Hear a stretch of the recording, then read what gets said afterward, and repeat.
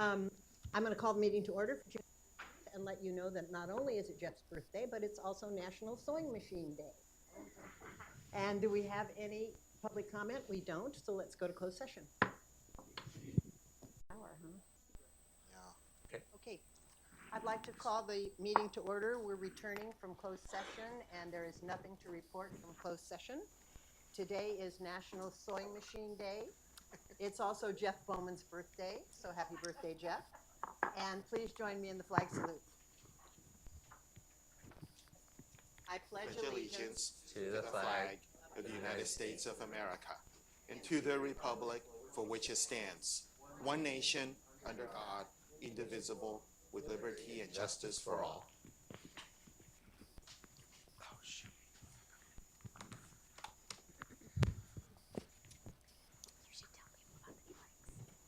You should tell people about this just in case we have trouble. Yeah. So we're trying a new sound system today, so we're hoping it works well. Bear with us. We all have mics, we're all mic'd. Okay, our next item is our CUSD June 2019 Employee of the Month, Stephen Pinero. Will you please go to the podium so we can embarrass you?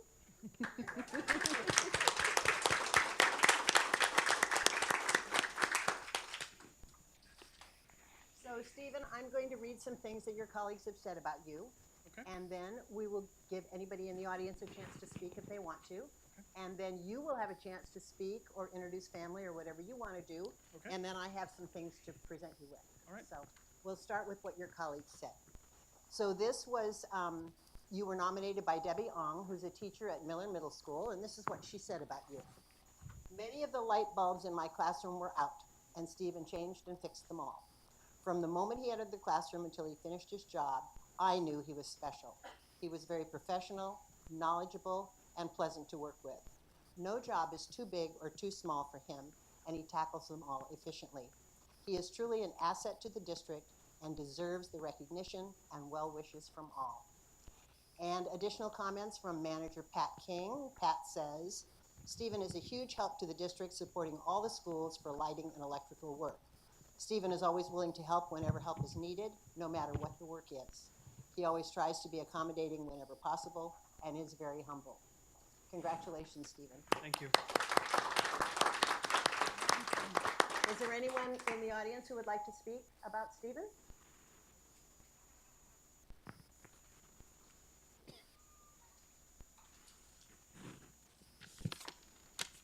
How you doing? I'm Britt Britton, the SEIU president, and I just wanted to congratulate Stephen. We're proud of him and glad to have him on the staff. And he's always helped me out there in the field, and I'm so appreciative to have him on the team when I need a helping hand. So thank you.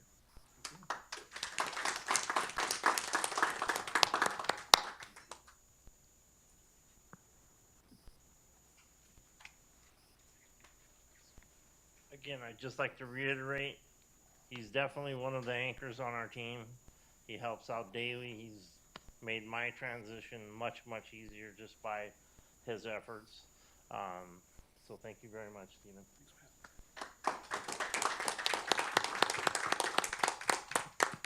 Okay, Stephen, it's your turn. All right. Well, Dr. Baker, the board, executive council, thank you so much for the award, and to Debbie. I'd like to thank Pat also. He's been an amazing manager, especially through this transition. You know, he tries everything to help us out, and so I couldn't have done what I do without him.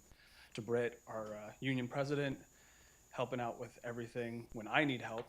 And then, of course, I have to say, you know, to my dad, to my mom, my fiance, they're always my rock. So they're very supportive of what I do, and so thank you.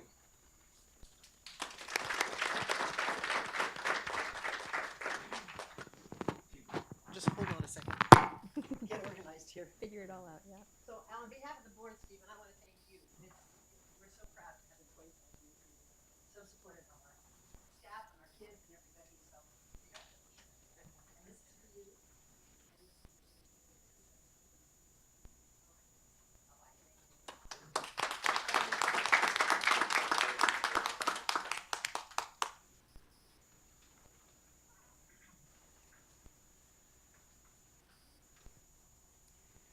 next item, 6.3, we're honoring the Science Olympiad Tournament participants.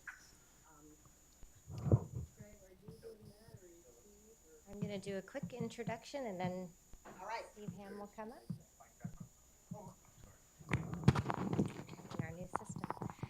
So we're so excited to honor our Kennedy Middle School Science Olympiad team at this meeting. This team competed in the state championship and won that for the second consecutive year. And then they went on to the National Science Olympiad Tournament in New York and took first place, far surpassing the second place team. So I think they're out in the hallway ready to come in, and I'm going to welcome Principal Steve Ham to come up and say a little bit more about their work. He might be in the hallway too, so I'm going to go see.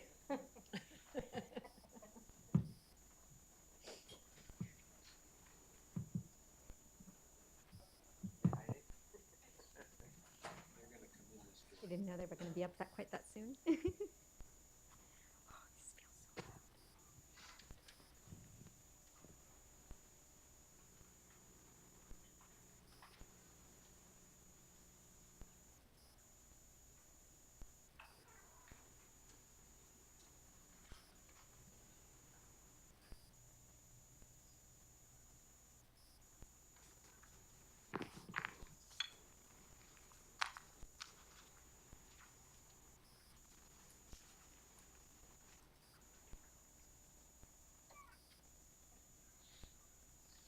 Well, hello, everyone.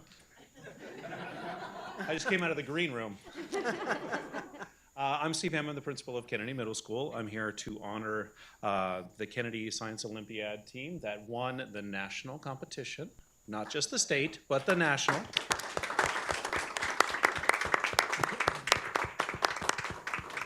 So we traveled to Cornell in New York, and like I said, we not only won, they broke the record for the best score ever. They beat their second place team by 43 points.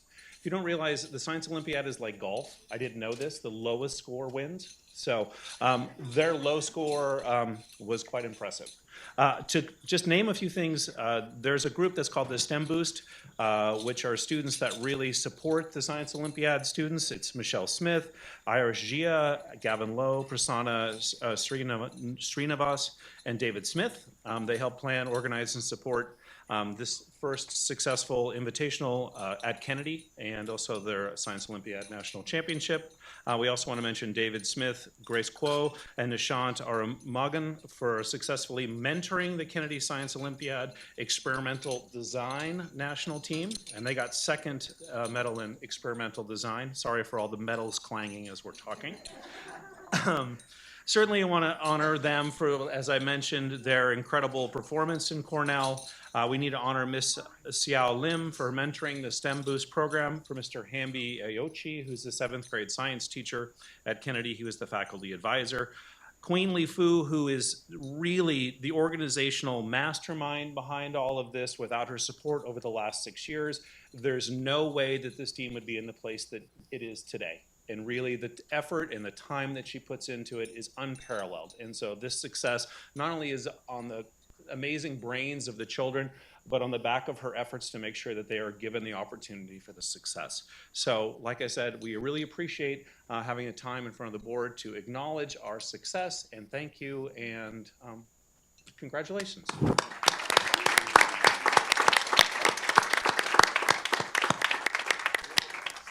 And we're ready for pictures. Well, this is so special to have you here, and thank you all. It's great to have kids at our board meetings. That's the best.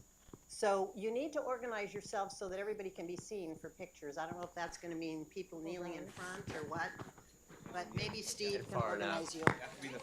Do we You can take do this it. with us, or do we take them I have off? faith.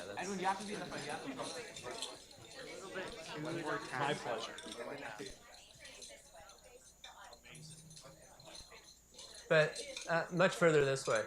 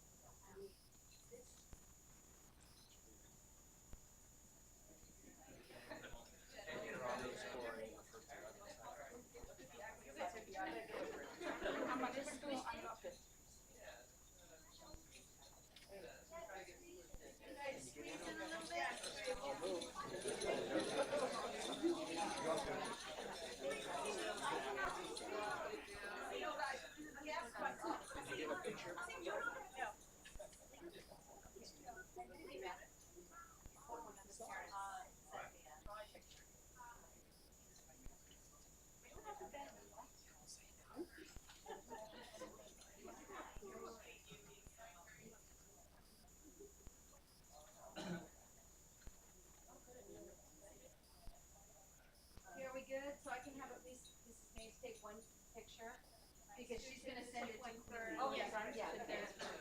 Thank you. That's not a big one. We don't have to take a picture one time. Go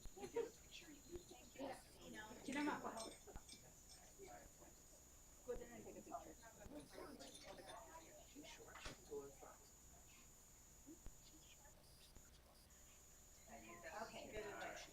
All right, guys, we're gonna exit this way. Thank you very much.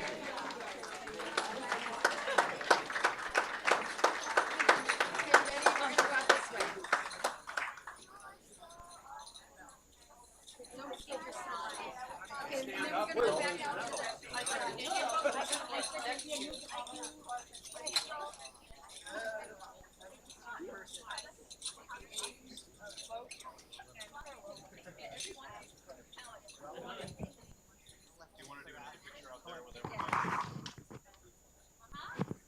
I guess I'll just put this in. I would have to remember to have pockets. Okay, we're ready to move on to, I'm on, turned on, I I think. think I'm back on. Yeah, I'm back on. Okay. I think so. I hear you. Okay. So we're on to board agenda approval, and I think Craig has some changes to suggest. Yeah, so I'll start with that, just noting that we pulled item 3.3 in closed session, so did not address that. And with that, we are recommending pulling item 9.28, approval to declare obsolete equipment surplus, just because it's a duplicate of another one that was already there. I can't remember what the other item is, but that's already there. It was, an item 922.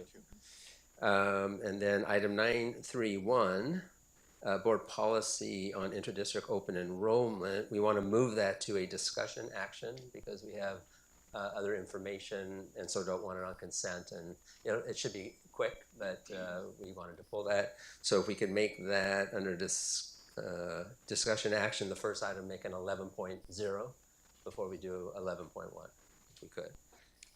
Further, I want to request, this is kind of an odd one, but item 11.4 on approval of budget.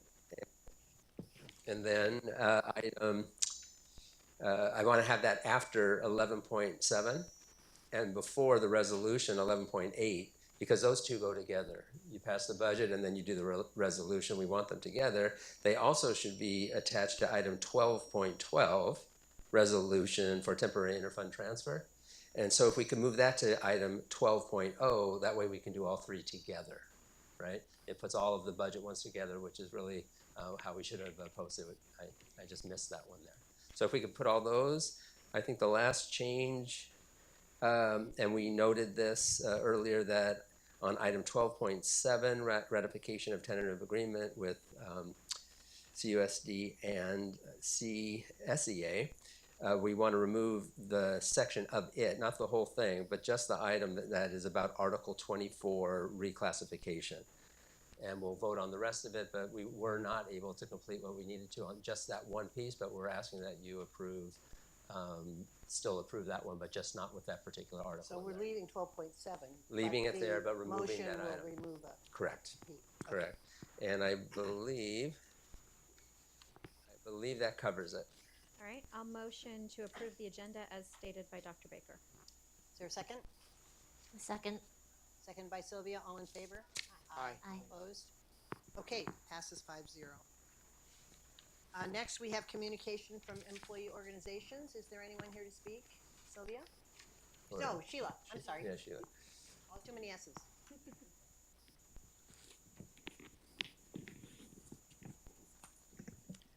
Just a reminder about the libraries at both DeVargas and Nimitz.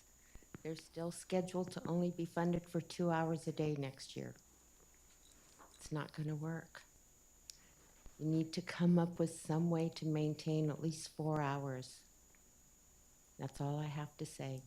I know I sound like a broken record, but it's that important. Thank you. Thank you, Sheila. Any other employee organizations? Okay, moving along to public comment. We have one under public comment, and that is Robin Terrell. have 3 minutes, and you'll hear a very loud, obnoxious noise at the end of your time. So, okay. I'm a substitute teacher, and I've been one for 17 years. I work every day, mostly in Cupertino, one day in Los Gatos this year because it was a teacher in service day here. Anyway, I make $23,000 a year, minus $11,000 for health benefits. And I'm here, I know it's on the agenda, 12.1, to increase the pay, okay? Cupertino is the lowest paid district. I know that actually the film that Valerie has, Saratoga's also raised to 180. So this, Saratoga and Los Gatos, 180, that means they get $150 more a week than we would do in Cupertino, which means we work 5 days and get paid for 6. So I gotta follow the money. That's it. Thank you. We have other public comments, but they'll be speaking at the time of the agenda item. So next we have consent, and we have everything except 9.28. So I need a motion for 9.1 through 9.33. We need 9.1 separated out. Yeah. We're pulling 9.28 and we're I'm sorry. moving 9.31. Let's go with 9.1 first. Oh, yeah. This is the ratification of the warrant list with Apple included. So Lori will recuse herself from this one. We need a motion for that. I move to approve 9.1. And a second. I'll second it. All in favor? Aye. Opposed? Okay. Now, we need one for 9.2 through 9.33, omitting 9.28. And 9.31, which we're moving to. And Discussion 9.31, which we're moving to discussion. So I can move 9.2 through 9.27, Right? 9.29 through 9.30, and 9.32 through 9.33. Right. Is there a second? I can second. Okay. All in favor? Aye. Aye. Aye. Opposed? Okay. Passes 5-0.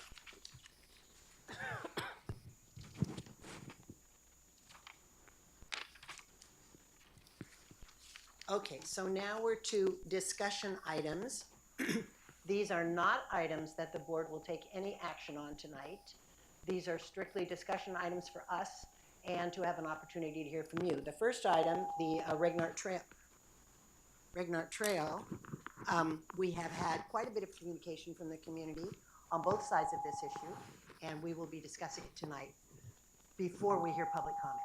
So, what should I do? I think move the. Higher. Okay, try that. How does that? Better?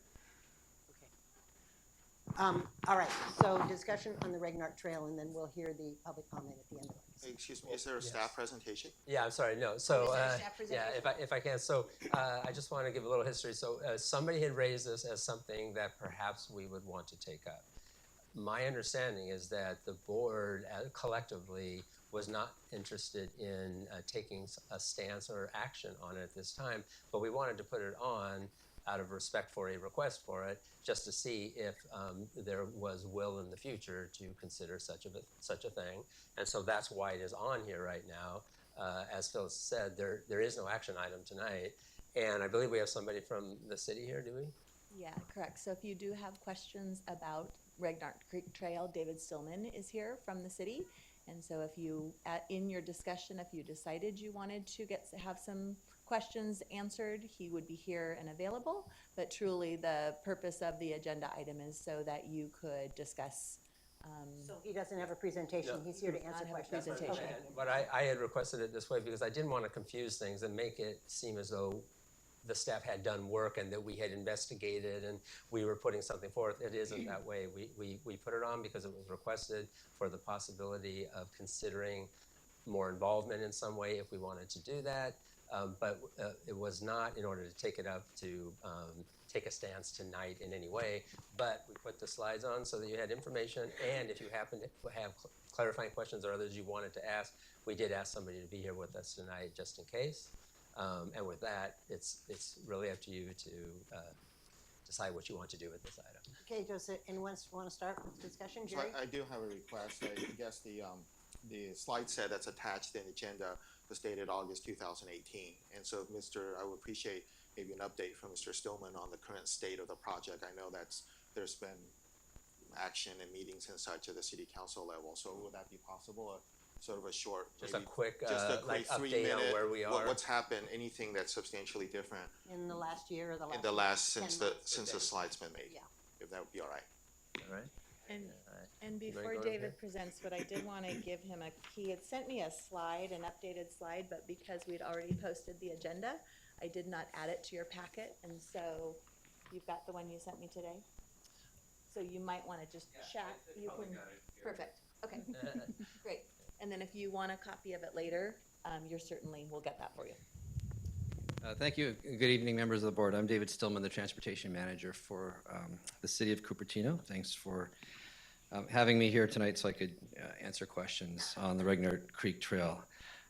Yes, we did provide to you the slide deck from our August 2018 City Council meeting. That was the meeting where we presented the feasibility study to the City Council and requested that they fund $380,000 to move forward with engineering design and environmental clearance of the trail, which they did approve at that meeting. I took a look at the slide deck from that August meeting, and everything on there is still pretty accurate. I don't really have any corrections to make to the information that is contained within those slides. Since that time, because we had the authorization from City Council, we have been proceeding with the engineering design and environmental clearance of the trail.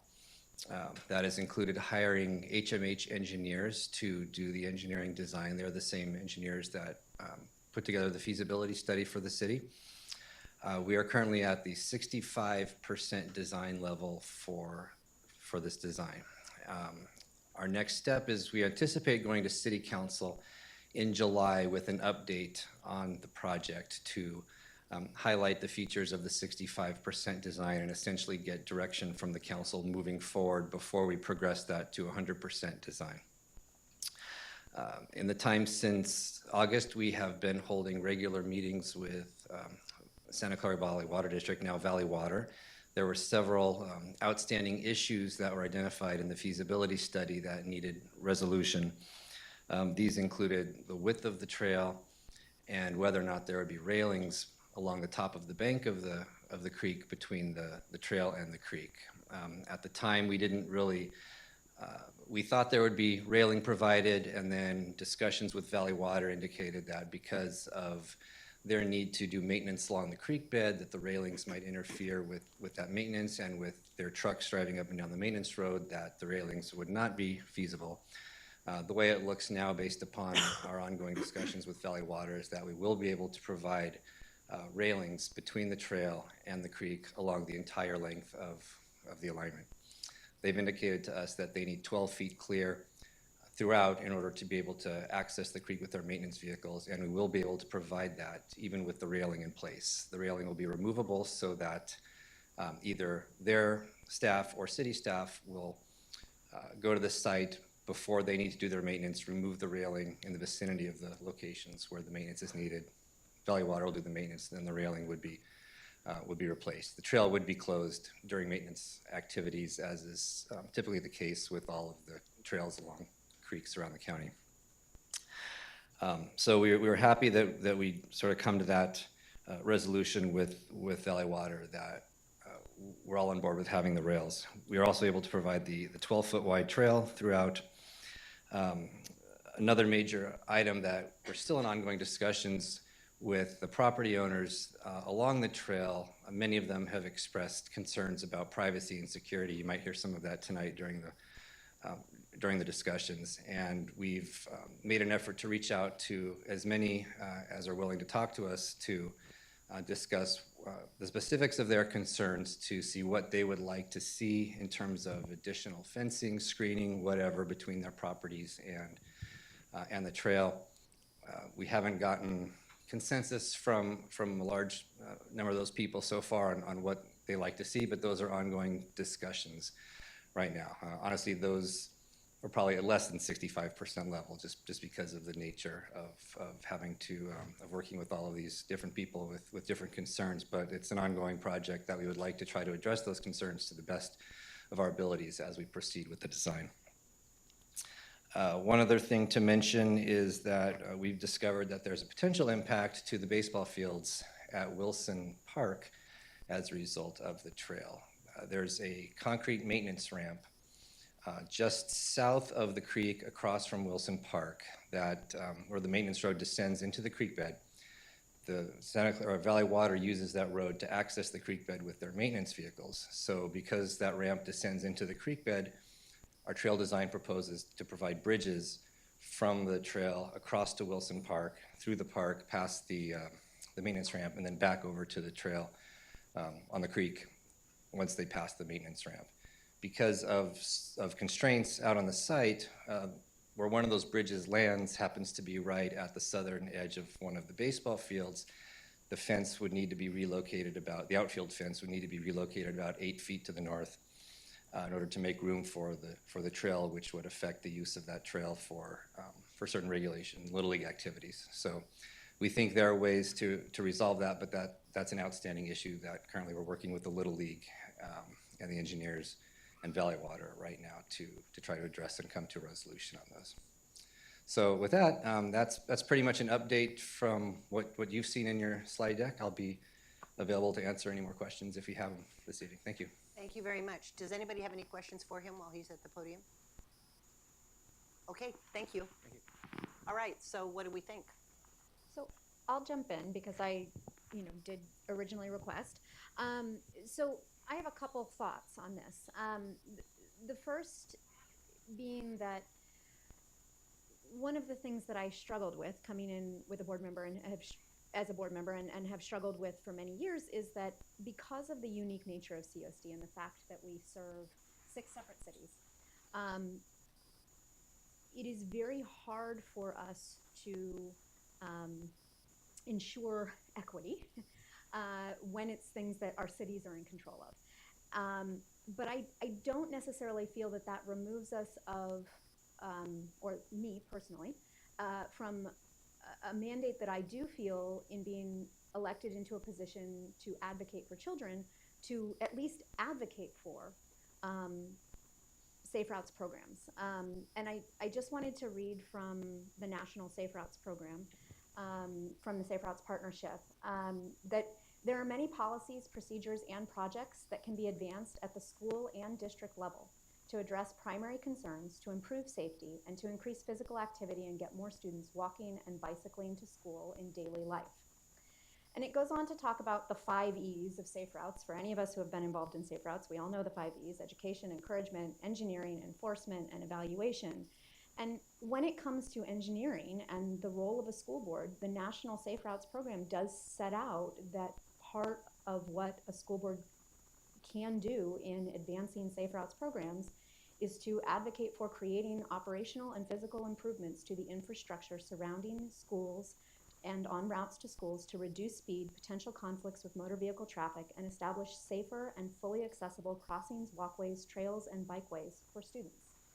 And so while we cannot make decisions for our cities, while we should not attempt to make decisions for our cities, I do feel that when there is an opportunity to encourage our cities to consider whether or not projects that they are undertaking anyway might serve as additional opportunities to improve the safety and as well as enhance the healthy access opportunities for kids in our communities, that is something that we can choose to encourage our cities to do.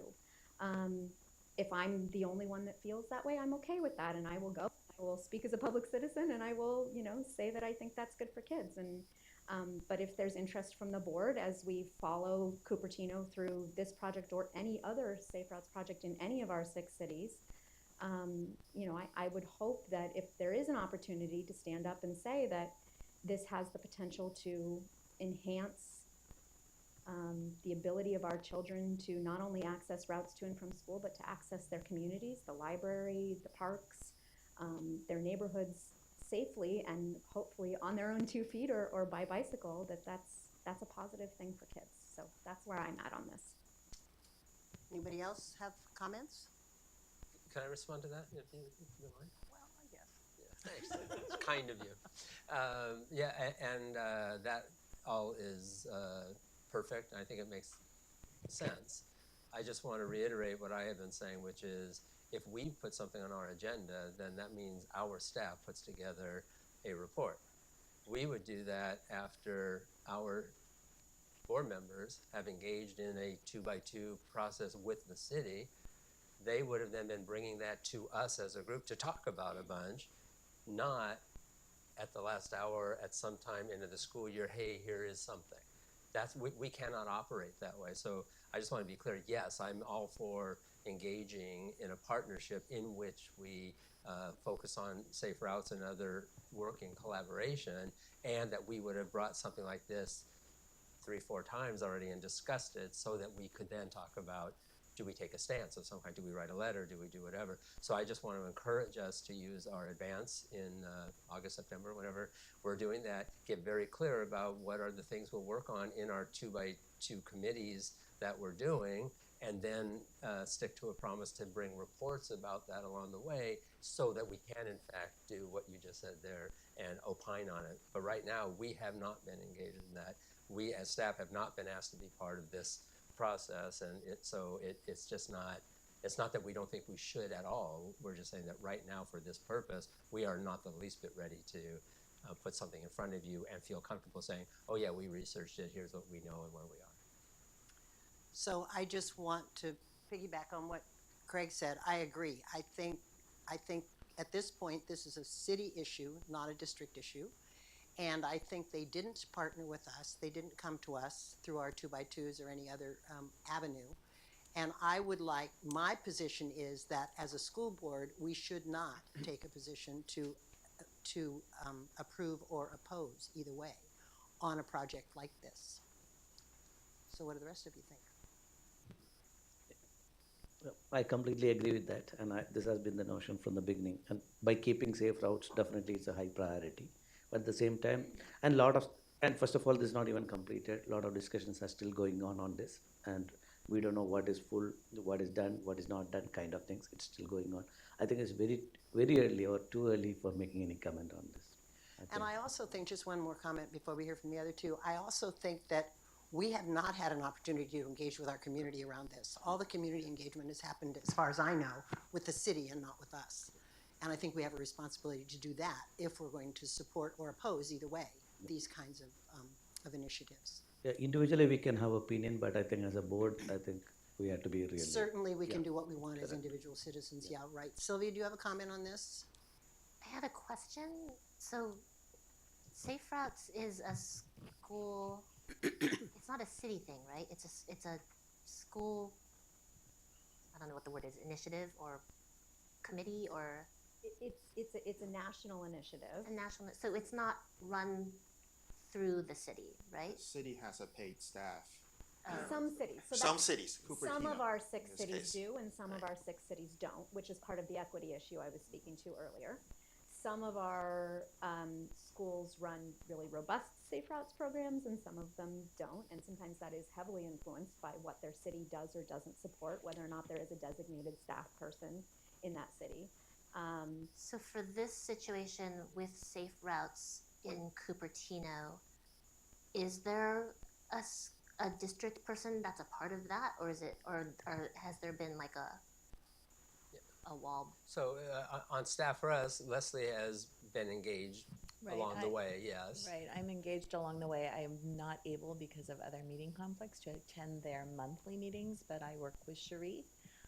And then our school sites that have active parent leaders also have individuals that attend those meetings, and sometimes our principals do. So when they're attending those meetings, are they doing it on behalf of the district, or are they doing it as individual citizens? They're doing it as a parent leader. And most often it's because they have a strong interest in the program and just that healthy lifestyle of walking and biking to school. To answer your main question, I think it's jurisdictionally, it sits with the city.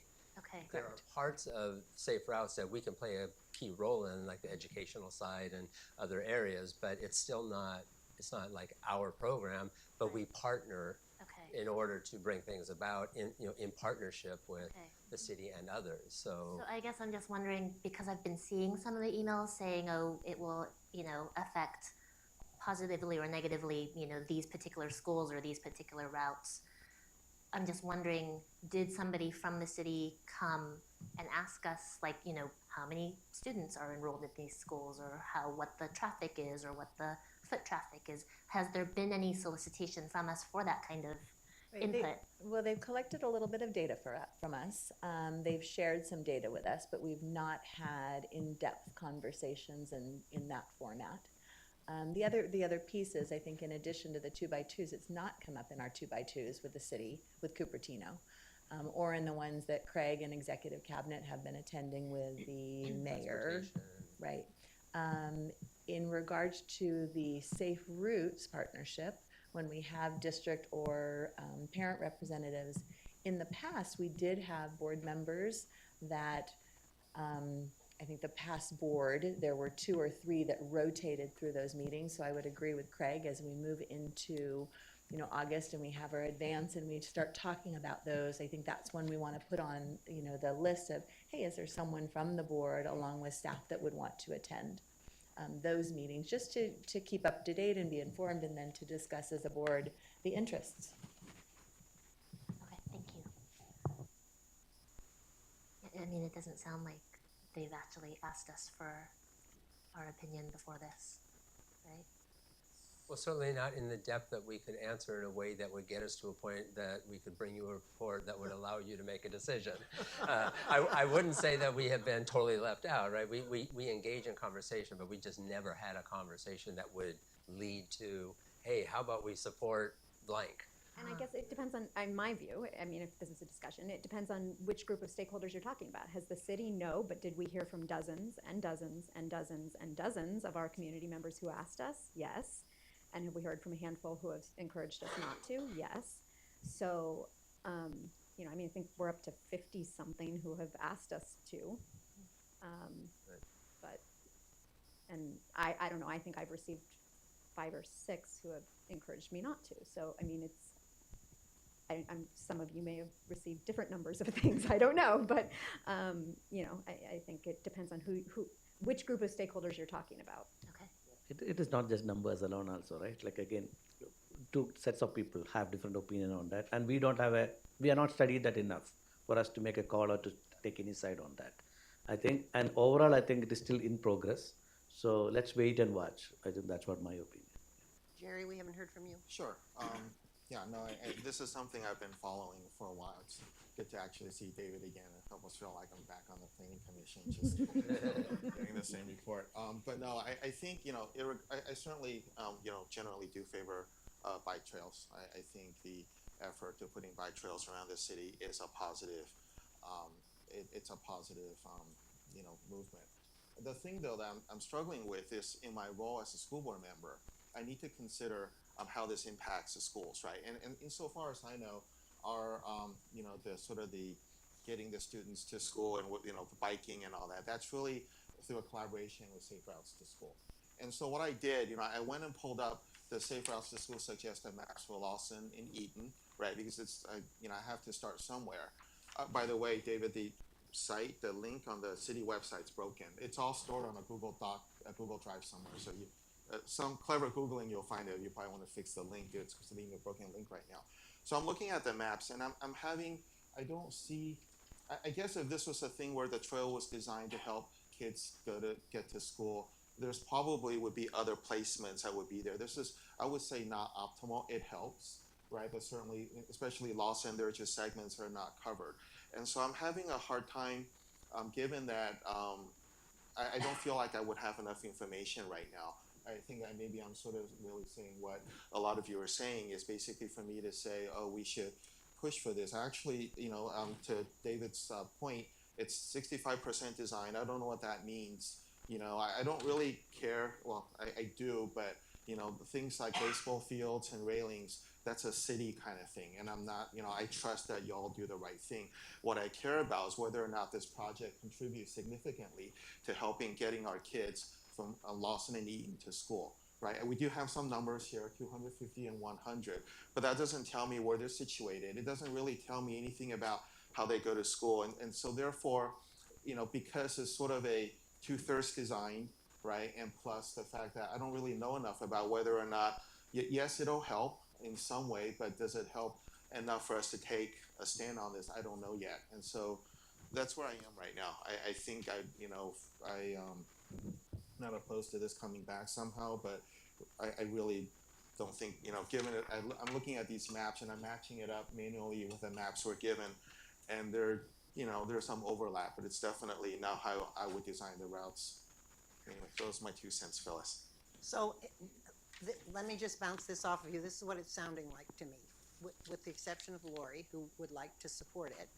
It sounds like the rest of us would like to follow Craig and Leslie's suggestion of bringing it back in one of our advances in the summer and talking about the whole safe routes thing and how this fits in, and maybe in the meantime getting more information from the city about this particular project. Am I on track here, or am I wrong? I just want to clarify, I'm not opposed to No, that I at know, all. I know. I just think we're going to miss this opportunity if Right. this is coming before city council in July. So that's, Yeah. but I'm not opposed to anything you're saying. I agree completely, and I think safe route is one. Probably this is one subset of this. I think little bit I don't know. We are trying to mix it. I feel so.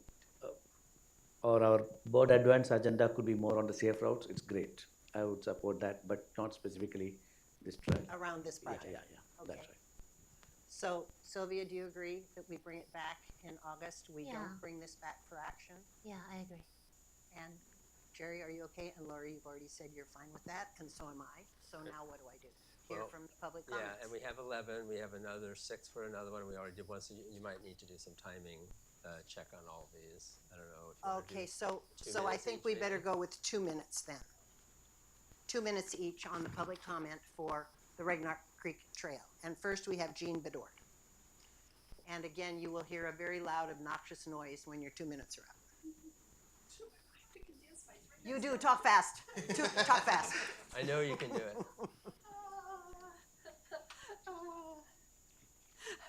Anyway, thank you for this opportunity. My name is Jean Bedord. My son is aged out of the school system, but I'm still involved. Tonight, I'm here to urge support for the Regnart Creek Library Trail. I don't know if you're familiar with this, but in 2016, the city of Cupertino developed a plan that envisioned a loop of interconnected bicycle pedestrian trails that encircled the city. This would encourage residents to bike and walk to destinations rather than relying on cars, and as we all know, traffic in the city.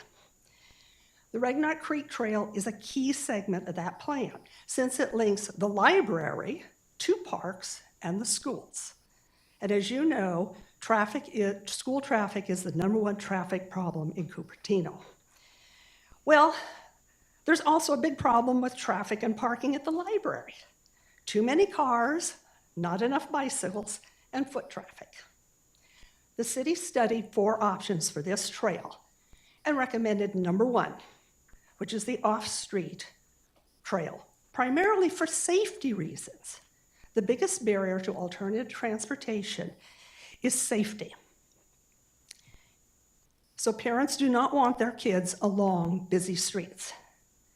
The city has the Safe Routes to School program, and I was very impressed at the presentation to the city that find out that approximately 50% of our students use alternative transportation, mainly biking and walking. In Palo Alto, that number is 74%. Cupertino can do better. The library is jam-packed with students. Shouldn't they be able to walk or bike safely from their homes, Wilson or Creekside Park, or schools? Instead, they rely on cars, and cars. Okay, the problem is there are homeowners in this area who oppose this because they want their own private park. You need to wind it up. Okay. I want you to know, do you support public safety, or will a small group of owners who want to retain their public park impact student safety and school traffic? Thank you for your consideration. Thank you, Jean. The next speaker is Byron Ravegno. Hi, thank you. I've been a resident of Cupertino since 1981, and both my kids went through the schools successfully, and thank you for all you do. I was involved recently in the bike rodeo at the Stevens Creek School, and I can tell you that the kids like their bikes. I'm here to advocate for the trail, and I want you to know that there's, like she said, a dozen or so homeowners that are speaking up and trying to stop this every way they can. But I represent Walk by Cupertino, which was founded by Larry Dean right after the high school kid, Eaton Fang, I think his name was killed at Bub Road. And I was involved with David as we went through getting the bike plan in place. And then when they start executing on it, all this stuff comes up about not in my yard. We have 1,370 petition signers. This is where they're located, almost adjacent to the trail, but not abutting it. So we have that we're going to give to City Council. And I can tell you that while you may not want to take a position on this, the following school organizations support this: the Cupertino Safe Routes to School, Eaton Elementary PTO, which is the closest school, only 200 feet away, Lawson Middle School PTA, which is closest middle school, Sedgwick Elementary, and Hyde Middle PTSA, all have come out in support of this trail, okay? Other organizations, Cupertino Teen Commission, Silicon Valley Bike Coalition, Western Wheelers, and of course, Walk by Cupertino that I'm here representing now, as well as the cyclery stores in Cupertino, Trailhead and Cupertino Bike Shop. So it's not a surprise there's so many supporters. The trail will be an excellent off-street connection between 3 parks and our city center, allowing much easier walking and biking to the library, farmers market, Creekside Park, and events at City Center. Thank you. Thank you very much. Well done. Next we have Eric Lindskog. Hi, my name is Eric Lindskog. I'm a commissioner on the Bike Bed Commission in Cupertino. I also live near the proposed Regnar Creek Trail. However, I'm here to speak today as a parent of a CUSD student. How our students get to and from school is a very big part of their life and school day. So therefore, it's very important that the CUSD takes a positive stance on this. For many reasons, it's important to enable more students to walk and bike to school. This reduces congestion, gives exercise, empowers students with the freedom of mobility, and it also spares the environment. However, some improvements are needed in our city to help people get around safely. The standard in US and California has been to mix bikes and cars. However, cities all over the world, including here in the Bay Area, are all moving away from this design choice. Mixing cars and bikes is simply not safe and should, wherever possible, be avoided, as along Regnar Creek Trail. Myself, biking through a neighborhood here in California, I was doored by a car, was skewered on the car door, severed my deltoid, got me a concussion, cracked my helmet, had headaches for 9 months. And that was on a residential street. My mother was not so lucky. She biked down the street much like Blaney. She got hit by a car from behind, lost the ability to speak, and suffered from that for 38 years until she recently passed away. God bless her memory. If you look at that street today, cars and bikes are separated. That was not the case then. If that design had been in place then, this would not have happened, and her life and my family's life would have been very different. I don't wish this on anyone. Ethan Wong, that Byron mentioned, Cupertino student, he was even less lucky. On his way to school, he rubbed shoulders with a vehicle, a truck, and there was an accident. He died. If you look, at the time, cars and bikes were not separated there. but now they are. Or they will be once the separated bike lanes are built along McClellan. The question you need to ask yourself, when you consider this matter, how many accidents and deaths do we wish to see before we as a community can get behind supporting safe facilitated walking and biking? I therefore strongly recommend that in the interest of our children and students, that you as a CSU board support development of Regna Creek Trail. Thank you. Our next speaker is Beth Noble.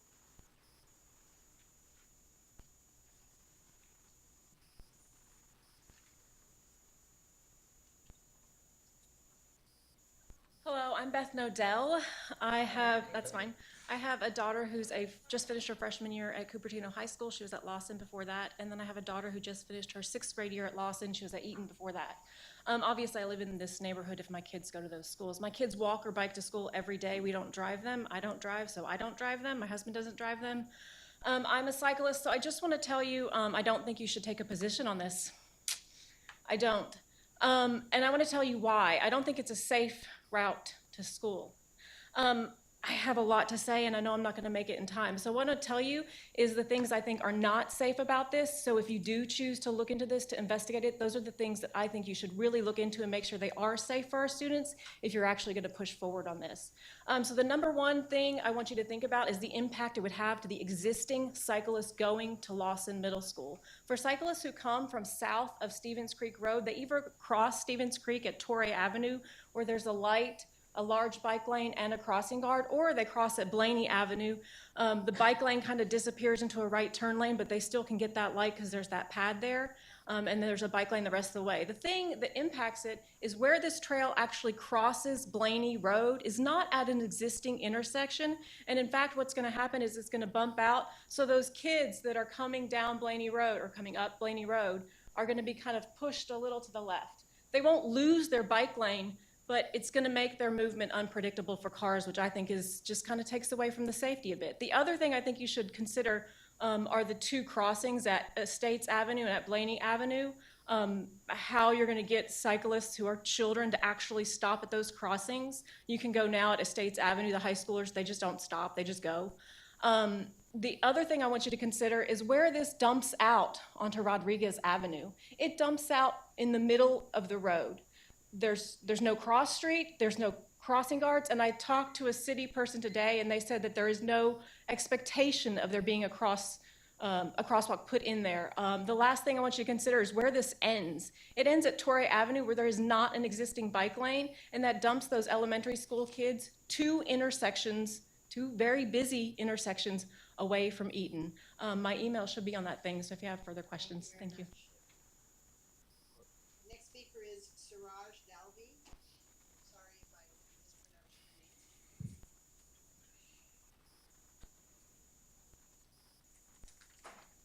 your name. Good evening. Thanks for giving me an opportunity to speak over here. I am one of the residents who lives besides the proposed trail.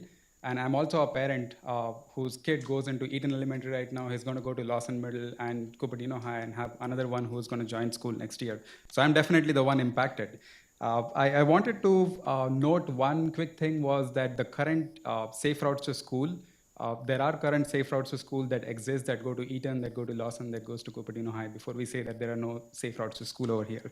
I wanted to mention sorry, I had a slide deck. I thought there was this thing over here. But one of the things that I want to mention is for Eaton Elementary. When we are talking about Eaton Elementary, there is a study that said that previous research said that kids under 10 are not allowed to travel independently, and either the parents walk them to school or drop them to school by car. So I think when we talk about Eaton Elementary, we need to keep that in account as to whether the kids are really going to use those routes.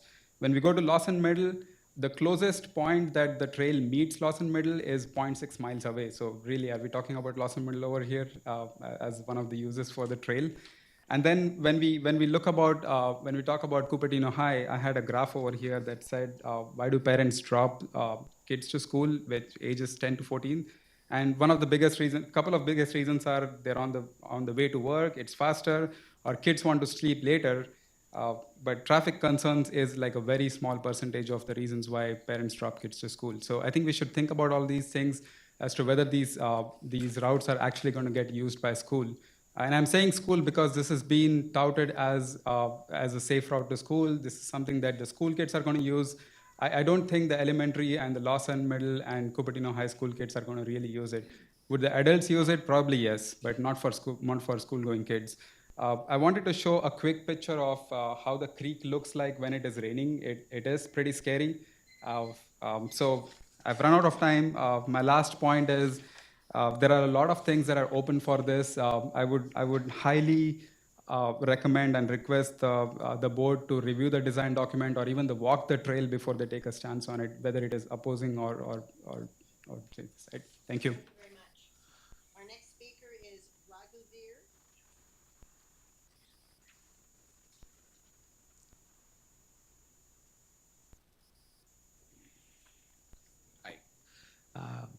Just like the speaker before me, I live on Farallon Drive. I have a kid who's starting in Lawson next school year.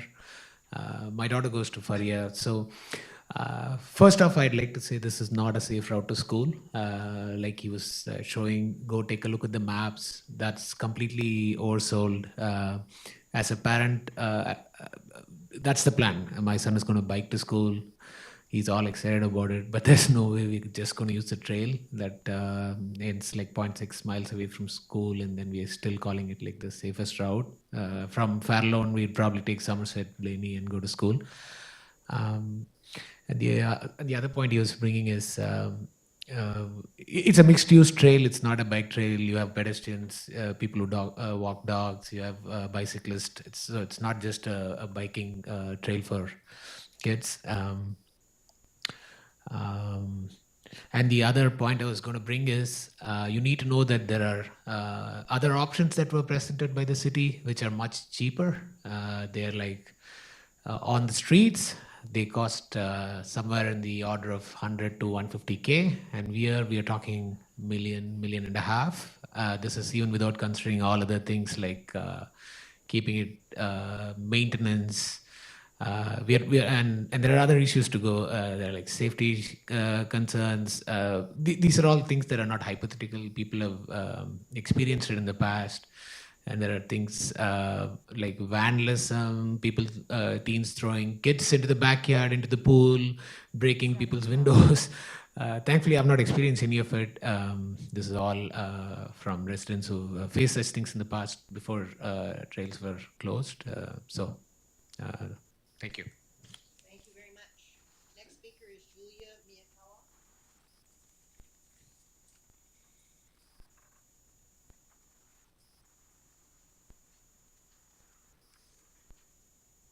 Hi, my name is Julia Miyakawa, and I think you've received my email, and I'm not going to repeat my email. I've lived here in the community for 45 years, and I live opposite the Cupertino Library, right next to Regnart Creek. And, you know, my children in the early 80s attended the district schools, Collin Elementary School, which is now Lawson, and High Junior High School, and they did both bike. And I am disturbed about the board discussing this very contentious and political issue from the city of Cupertino. Let's just leave it to the city, and I would like you to focus on educational issues for the children of this community. I am just really disturbed about that. In many parts of the trail, everyone is saying it's so safe and everything, but many parts of the trail is too narrow and unsafe for two-way pedestrian and bicycle traffic, and portions of the trail is alley-like. It's very isolated. If my children were in grade school, I would not allow them on this trail. And Jean, we are not trying to keep this as our own private backyard. We live behind this trail. The only reason why we have a gate on our fence is because of maintenance issues with our fence. When we have big storms, a few of our slats usually fall into the creek. And so we have to go through this gate and retrieve the slats in order to repair our fence. And so I don't know where this story started, but it's completely untrue. Thank you for letting me speak. Thank you very much. Next speaker is J.R. Bruin.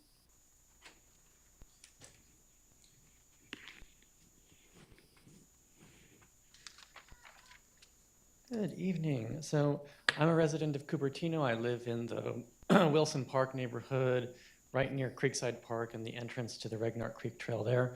I'm also a lifelong resident of the district. I grew up here, went to Lincoln, Eisenhower, Miller.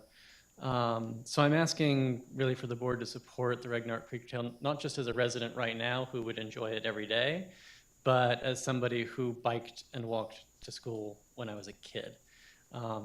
And that was always a function of how safe my parents felt with me doing that. By the time that I was going to Miller, that was simply impossible. It meant going down Stevens Creek. It meant going and having to negotiate the intersection at Lawrence and getting past that, somehow navigating through Rancho Rinconada, which is a nightmare. And it's just not something that I would see any parent even today wanting to do. Had there been a trail like the Regnart Creek Trail as proposed that runs down, say, the Saratoga Creek, which would connect Eisenhower all the way to Limbrook, I would have taken it every day and I could have biked there very easily. Would have been several less vehicle miles traveled and we would have been much, much better environmental citizens as a result. I hope you'll also consider that, this trail is designed to connect more than just schools. It's designed to help create connectivity to parks and to the library. These are all facilities that are used by our students as well. So please do consider that. Thank you very much. Thank you. Next speaker is John Lee.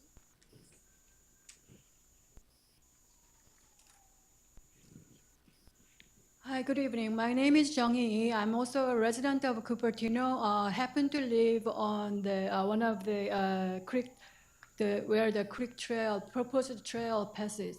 I oppose this entire trail. Not only that, but also I urge the committee, the Cupertino Union High School District, not to take any support or dissupport position on this, because I suppose this Cupertino Union High School Union School District is the only reason that CUSD will involved in this it would be for safe route issue, and I don't believe this trail will help much to transport our students safely. Because one of the reasons that I strongly disbelieve this will help the students' safety is that if I look at the history of what has happened while the creek was opened, and why it was closed to begin with was because a girl was attacked on the street, on the back of the Lamar Drive, because this section of the Lamar Drive trail is very long and very deep and very narrow, that nobody has any sight of what would be happening in the middle of the street. So the girl was attacked there. That ignited, they closed that trail. But other than that, there was a lot of the unsafe activity that happened in there, like substance abuse, also asking for money to the students and all that. And in addition, the street almost parallel to this Regnart Creek Trail has a very, very safe traffic record. I hardly remember any accident on Lamar Drive while I was living there more than 10 years. Likewise, those parts of the 1.8 miles of the proposed trail, that section is a very, very safe part. And I do not oppose to the safe route project itself. I think rather we should spend all the budget for this project, which is currently projected at $2.4 million, but which will definitely go up because of even the baseball field or any other issues that has not included in the initial feasibility study. They will increase the price. And also because the recent construction material cost increase because of the tariff, that will increase also to this project, cost of this project.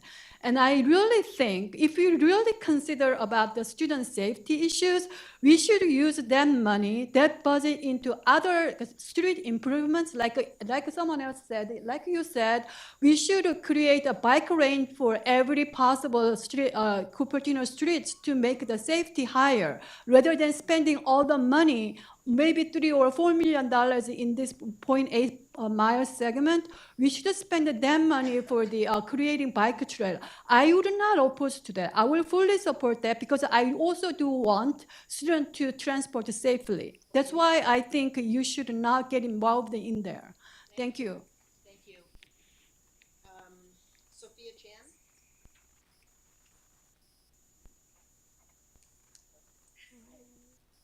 I rarely come to these, so you know when I'm coming. It's for a good reason. So my name is Sophia Chan.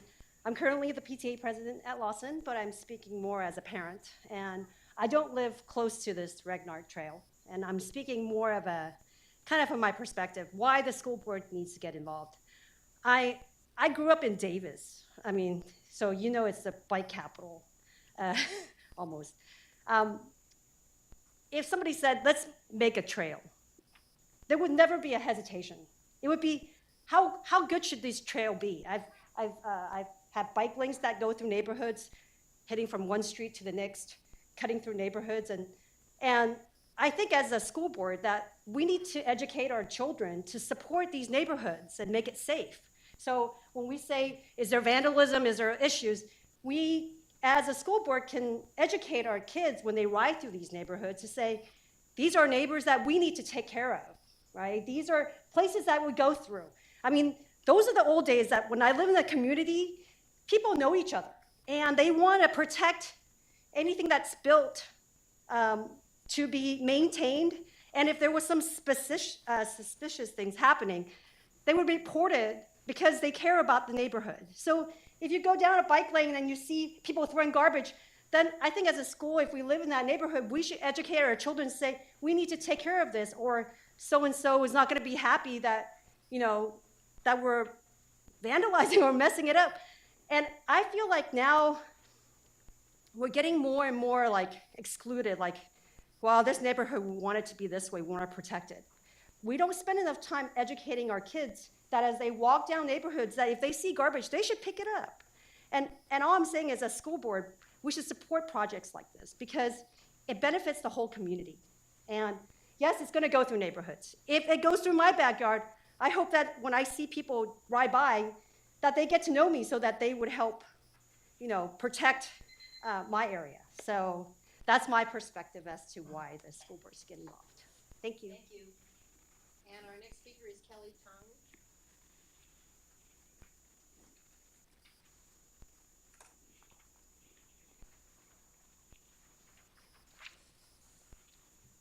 Good evening, Superintendent and board members.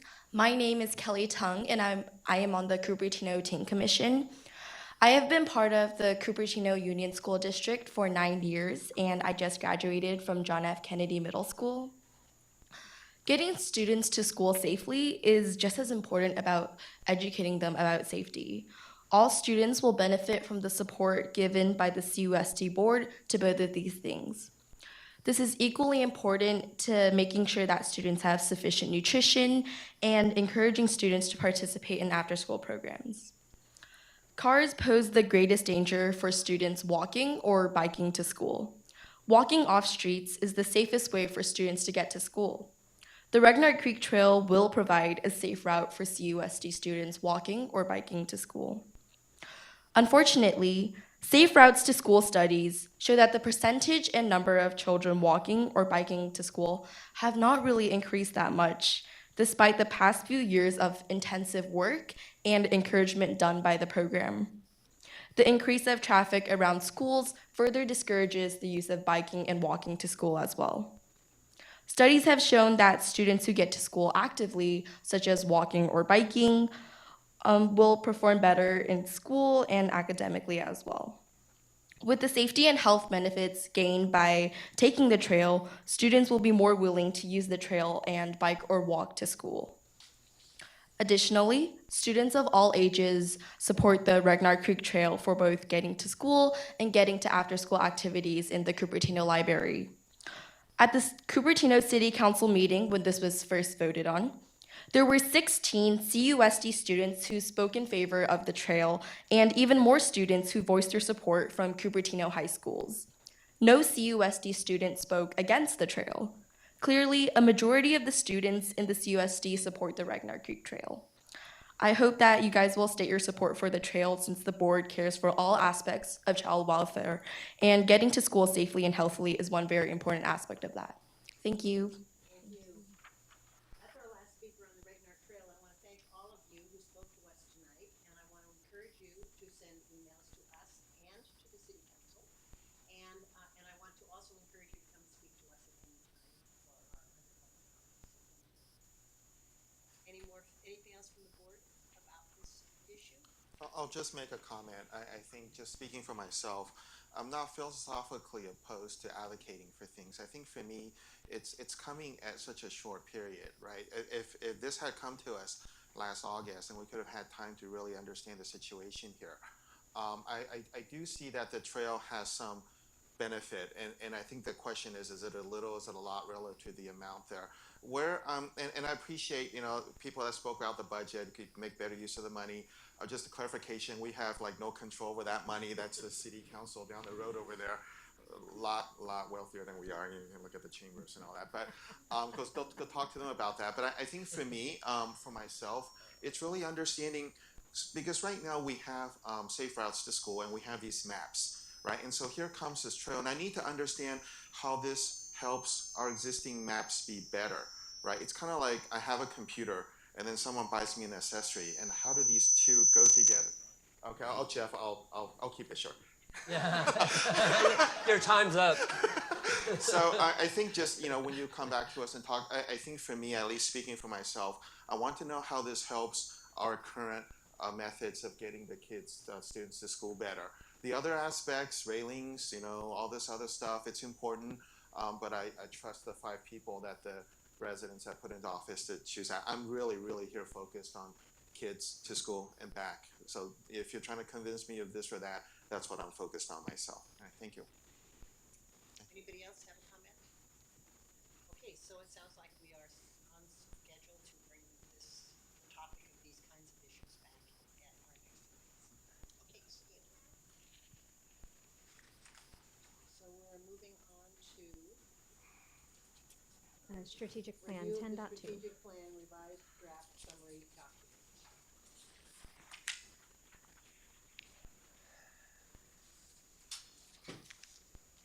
Okay, well, we're back. So our goal tonight, one of our priorities this year, was to end the school year with a draft that we felt was a true representation of input from a variety of stakeholders, as many stakeholders as possible as teachers and leaders and community members, and get to you a one-page document that we can begin to share with our community more publicly, to allow our school leaders to be able to dig in with that at the school site in the fall. And so the last time we met with you, we gave you a draft and we got input from you. We revised, we took it back to our management teams, and in addition to that, to our strategic planning steering committee, and revised some more. And so today, we think we've got a great document in front of you, and we're proud and sort of excited about our opportunities this year to engage and do an accordion process with our community. And our hope is tonight, after some discussion, that if you have things that you think we need to tweak, we tweak, but that we're able to confidently move forward in the fall with a strategic plan that we can share publicly. We know that we've got some back-end work to do on our website to be able to do some hyperlinks and eventually build a graphic and a logo. We also know that we'll do some updating of flyers and whatnot to go along with it, and we'll spend time at our board advance in August to dig even deeper with it. And so, Allison, anything else to add? No? So I don't know if do you want me to pull it up, or, I mean, you've got it in front of you, but maybe I'll pull it up while you're discussing. And so we're open for feedback and direction on how you think we did at representing the huge amounts of feedback that we got over the course of the year. I would like to say I love the format. I really like the way you laid it out. It's easy and easy to read and easy to follow. So thank you for that. Anybody have a comment about the strategic plan? Jerry, you look like you're about to say something. Yes, I have marked it all up now. So first of all, thank you. I really like this. To echo Phyllis's comment, I think it captures, it gives us sort of a target, an aspirational target for moving the district forward. So generally happy with this. All my comments here would be in the category of tweaks, just to borrow Leslie's word here. So I think first of all, so when I look at this, my eye's drawn to the top left, right? And so I don't know, maybe other people read differently. I kind of start from the top left, and it talks about when providers engage learning experiences and all that. And I would just suggest, so if I look at that sentence, you have, and let's say, I'm not trying to like nitpick on the grammar, so it's not that, but it's more of a philosophy of the key in that statement is all children will progress, learn, and thrive. And then we have some conditions that make it true, right? And there are different areas in this where the writing style is such that there's a sort of a condition and then the main statement. And I would just encourage you to kind of look through and kind of pull that key thing up at the top. For instance, I think the sentence would be a lot stronger if we come out and say, all children will progress, learn, and thrive, da da da da da. And so there are elements like that. So that's one comment, and that's really just more of a philosophical one. A second one, and I don't know if I brought this up before, is under personalized learning. So we have basically in that green area 9 subsections, right? And I would say that most of those titles describe attributes that our learners will have, right? They'll have a strong foundation and habit of mind and critical thinking, except for the two in the middle, the bottom, flexible pace, data-driven planning. And so for me, the other 7 are sort of the goal. And those 2 feel to me like means to the goal, right? I think flexible in and of itself isn't something a parent would necessarily value. What is it that we get? Now, when we do flexible pathways, what is it that we instill in the learner? And I think if we could give some thought as to what that is. These 2 items feel like tools to me rather than what it is we're trying to get to. I think you can pull it out of the narrative there because I think the content's there. It's really just about thinking about maybe relabeling it slightly differently so we list what we want as the goals. So Can I respond to that? Of course. Because I was part of that last meeting that we had where we were looking at kind of and exactly the question of what's the subtitle for these things. And what we landed on was that after looking at all these things, this is really kind of for the teachers or the principals to say, this is what's guiding the teaching, this is what's guiding the learning. So it's not, so I agree that the other 7, absolutely, I agree with you that it can be seen as traits, but if you look at the subtitle, it's really more about this is what's, as a teacher, this gives me a skeleton to know that this is how I'm going to be managing that classroom, managing the curriculum, and so, correct me if I'm wrong, but. Yeah, and I don't know if it complicates it, but my recollection is when we were running through all this, it was really saying, so what is guiding the learning? It's relevant, rigorous instruction that is personalized and focused on the whole child. That would be the sentence. And then we broke those out and said, well, what do we mean by relevant and rigorous? What do we mean by personalized? What do we mean by whole child? So we came up with 3 examples just so people would understand what that means. I see. So that's how that came to be. So looking at them as sort of what are examples of that label. Yeah, and we actually had to limit it down from, we had more there, but we said, well, let's just concisely say, what do we mean by those 3 categories? And we didn't leave the sentences. That was the original sentence. Right, and on page 2 of the document, so we did take that statement, so sort of our promise, because one of the things that came up with the board and the steering committee is, based on this, what is our promise? And so that has those 3 sections in it that we've lifted off the page into a statement. Okay, anything else? So I want to just say that I'm really happy with where this page has landed, especially if we look at where we started. And I want to just I'm sorry, the first page, the plan. And if you look at the 4 bullets for the beliefs and the 4 bullets for the focus, they correlate to each other, which I think was very intentional. The idea that, engaging learning experiences,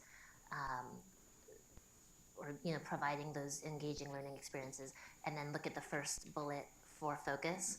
And we do that by preparing the students, and the same thing, one size does not fit all. We will provide personalized and challenging learning experience. And so it's not just saying, these are our beliefs, but it's also saying this is how we're going to get there. And so I really commend you guys for drilling down to those essential things. I think it's been really good.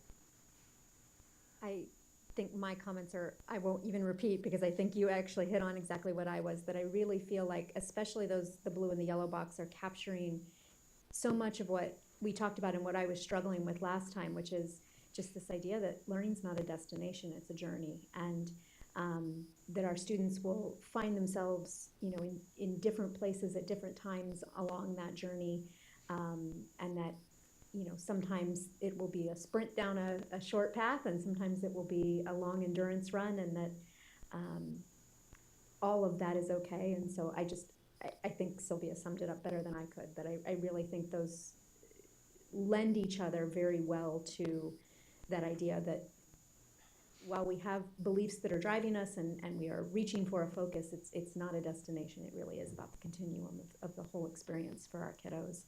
And frankly, for our staff who are helping to build that for them. So, bravo. Thank you. And I believe you mentioned to me that you had a few maybe grammatical things here and there, but you'll just send those in. I have a few that I've been kind of tweaking with, and I'm not even sure. Some of them I'm like, well, I don't know. I kind of like some of it's falling on me the way it is. Yeah. So for everybody, maybe just send those to us so we can consider them. We don't need to discuss them here, but just if you have those kind, please do send them. Yeah. So yeah, any wordsmithing I have that I would suggest as things to consider, I'll forward on. Satish, anything to add? Yeah, it's pretty good. Thank you. And the only thing is, I think in a single page we have too many information. I think there's so much we have filled in, and it can be good, it can be bad also, vice versa. But I think overall, I think most of the feedback it's already been implemented. Thank you. Too much. Okay.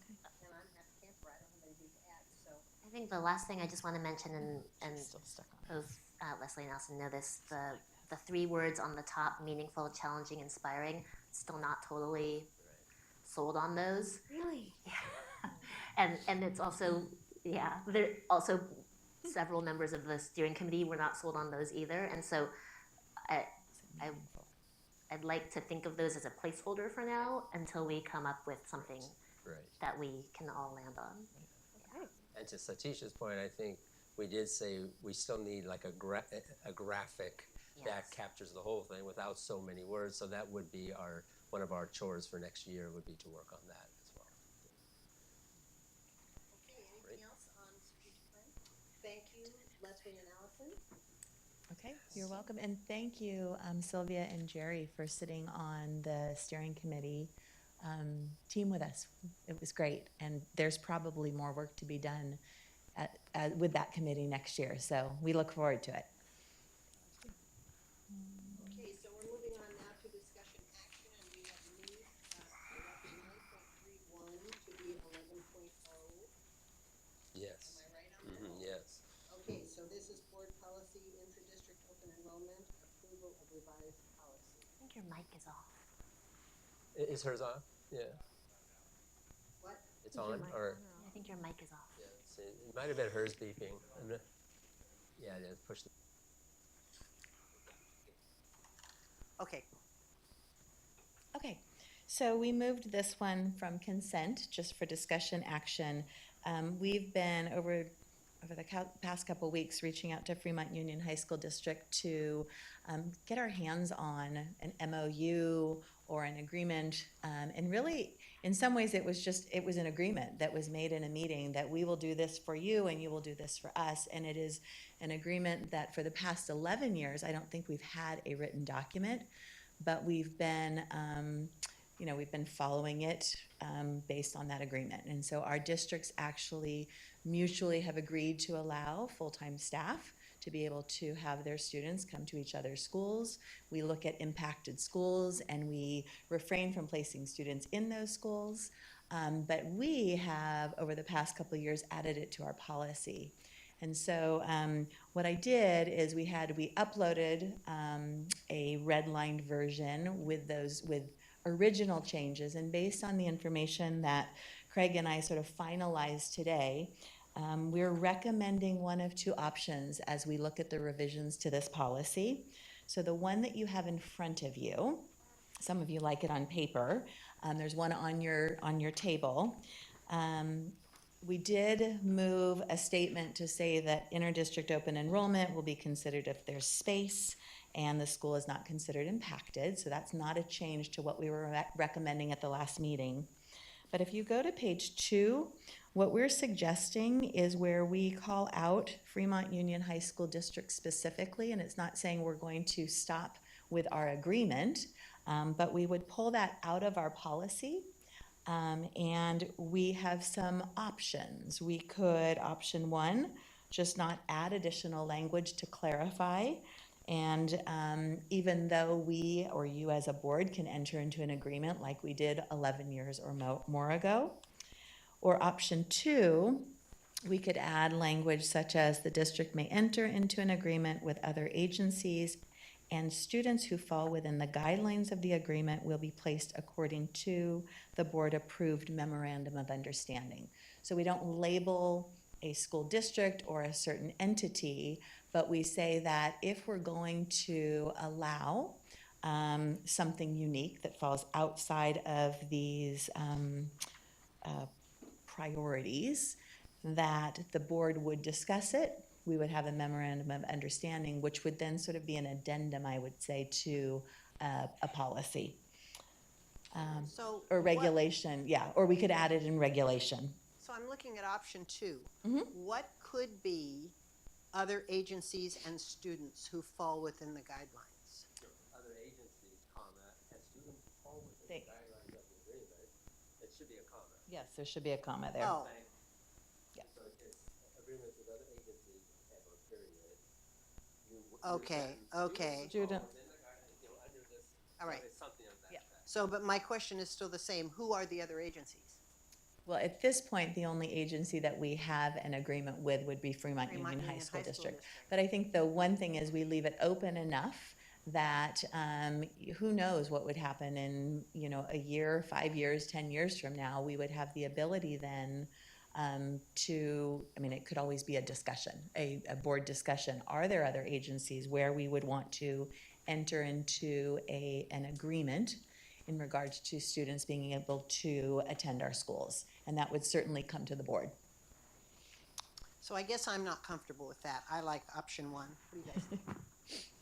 Can you say a bit more about why you prefer option 1? Well, I'm a little reluctant to say other agencies. I mean, I think if we remain silent on it, then any other agency that might come along and say, hey, we want our kids to go to your schools, would come to us anyway. Right. Well, but so I read option 2 as saying that any other agency that would want to come and potentially ask us for that would have to go through a process of entering into a memorandum of understanding with us, and that MOU would come before the board for approval before any action would ever be taken. I don't know. I guess I look at us in a declining enrollment situation right now, and I say that may be in our future. And to give ourselves the flexibility in our policy to not have to come back and amend our policy in order to consider an MOU. Yeah. I just want to point out that's the same if you remove it. Because we enter into MOUs all the time that aren't covered in board policy. I just want to point out that, and Jerry, you're the one who kind of asked this question, and in the end, it's a little strange to have something in your policy about another district and what their agreement, et cetera. That's why we felt one way or the other we have to kind of remove reference to that one Yeah. district, especially since there is no formal thing there right now. And the truth is, regardless, and we are going to enter into an MOU going forward, but With Fremont. referencing just that one doesn't really make sense from a policy perspective, right? That you might put that in regulations or something, but as a policy, you want to either you just don't mention it and don't worry about it because we're going to do that on the side, or you provide for it more globally, that we recognize that sometimes we may enter into specific agreements that would be, memorialized, if you will, or in an MOU. So either you want that reference or you just pull it out. But in either case, you're still doing MOUs in those cases, so it doesn't affect it. Staying silent on it, I guess, strikes me as maybe more concerning rather than less, in the sense that I feel like if we speak to it, we're clearly stating, this is our process, follow our process. But it doesn't change the process. It doesn't change it, but it makes it very clear in our policy to, I guess it makes it more clear to the public, to me, to have it in writing. I mean, we may know that there is a process and that we would follow that process, but in our, I'm gonna throw out something. A city planner for one of our cities decides that they'd really like to have their child come to one of our schools, and so they go and they look at our policy online, and it's silent on it. There is nothing there for them, but they go and they look at our policy online and they see that there is a process for it. Maybe they approach their city manager and they ask their city manager, and their city manager approaches you because they know that there's a potential for. I mean, I don't know, staying silent on it feels different to me, but I don't know. I've So what spoken else enough. do you think? Yeah, I think I agree with Laurie on this. I think keeping silence probably is not the right thing. But if you think that there is any scope for changing the wording here in this option 2, if you are concerned about other agencies, we need to look into. Or is it too generic saying other agencies, or a little bit you want to reword or not, we can look. But I think option 2 definitely, I think, better than option 1 for sure. Wait. Option 2 better than option 1, okay. So what do you think, Jerry and Sylvia? Do you have a comment? So what does FUHSD's policy say? They just have a general policy. They don't name another district in it, because it's like Craig was saying, it's something that we've added to ours over time to add clarification, but it is not common to name another district in a policy. So they're basically option 1. Yes, I believe that's true. Okay. Yeah. So thanks first of all for sorry to be such a fuddy-duddy on this. I'm not I know I was the one that kind of raised this last time. I think that the thing I like these things to be written down, right? I mean, I'll give you an example. Right now, the library district, county library district, is no longer allowed to book space in Cupertino Community Hall for programs, because 10 years ago there was a verbal agreement back when everybody's happy. And I know you're friends with Polly now, but who knows what the next Craig and what the next Polly will be like. And so I think having these things codified is good, because right now people are having arguments over verbal agreements that wasn't written down. There are two different recollections, and so, and I just don't, you want to clean things up. So thank you for doing this. I like option 2 slightly more, just because there is language in there that talk about we only do this if there's a board approved MOU in there. I like the fact that there's that bit of control in there, so that there's a bit of oversight. If I know there are concerns about having general language about other agencies when there's only likely one. I don't know if there's a way around that. I don't mind having it just empty, because if you look at both the BP and the AR for FUHSD, there's no reference whatsoever to anything like this. So we could mirror what they do and leave it empty. But I have a slight preference, I guess, in there for language to say the board has to approve any sort of MOUs you might bring to us later this year. So, yeah. Okay. So. Okay, so are you leaning toward? I have no Because either It's way, okay.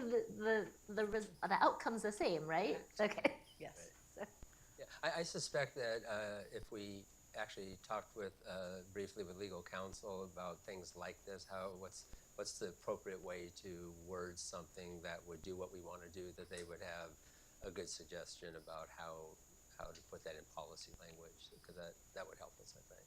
Right, so one of, Because the yeah. intent, I think, is clear, what we're trying to do. But it sounds like I'm the only one that doesn't like option 2, so Well, but I don't want us to, if Craig's suggestion is to maybe get some guidance, maybe you will be more comfortable with what comes back. So maybe our direction should be Okay. to see what comes back and ask it to come back again? How does that suit you? sounds Yeah. works for me. Okay, good. Okay, great. So this is not an action item. Well, it's discussion action, but we're not going to act on it No, today. no, yeah. Okay. So the direction is to bring this back after you consulted with legal counsel? Yes. Okay. With a little bit different wording. You started it. They're gonna Oh, hate me at the high geez, school Jerry, you district. started it. Okay, we're on 11.1, adoption of the 5th grade human growth and development curriculum. Buckle up. We do have some people to speak on this, but we will speak again like we did before after the presentation and board discussion.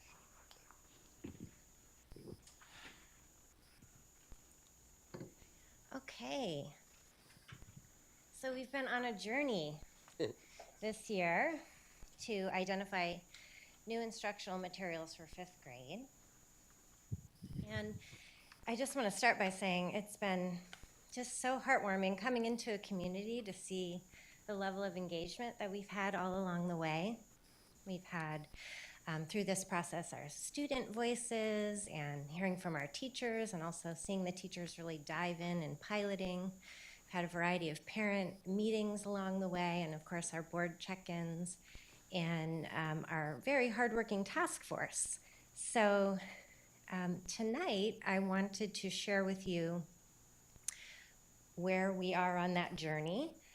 Most recently, we've been in the piloting stage, and so I wanted to share with you how the task force has been considering the feedback through that piloting process, and how we came up with our recommendation, but also more broadly, the things that we heard along the way that will influence our next steps, I hope, that are not necessarily related to one curriculum or another. Things that are important to our students and our teachers and our families.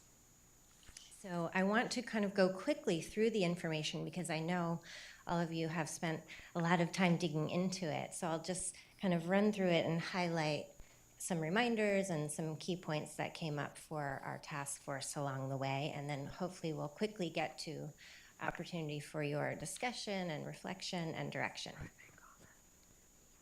So just as a reminder, we entered into the piloting stage in a really good spot. We knew that we had two very strong options going in, and that proved to be true as we went through the piloting stage. We received a lot of feedback and some positive feedback about strengths from each program and some areas for improvement from each program. So we worked through that as we reflected on the feedback, and we grounded our thinking in the really in the board policy around when we select new instructional materials, we're looking for effective learning resources. So it really tried to keep that at the center of our thinking. We piloted across all of the schools, and we actually had two schools where both the programs were being piloted. So we had a couple teachers doing Puberty Talk and a couple doing Positive Prevention Plus at McCullough and Stevens Creek, and that worked out just fine too. We made sure parents knew which information session to come to and which teachers are going to which trainings, and that all worked out just fine as well. So that's why the numbers don't exactly add up, because some schools were doing both.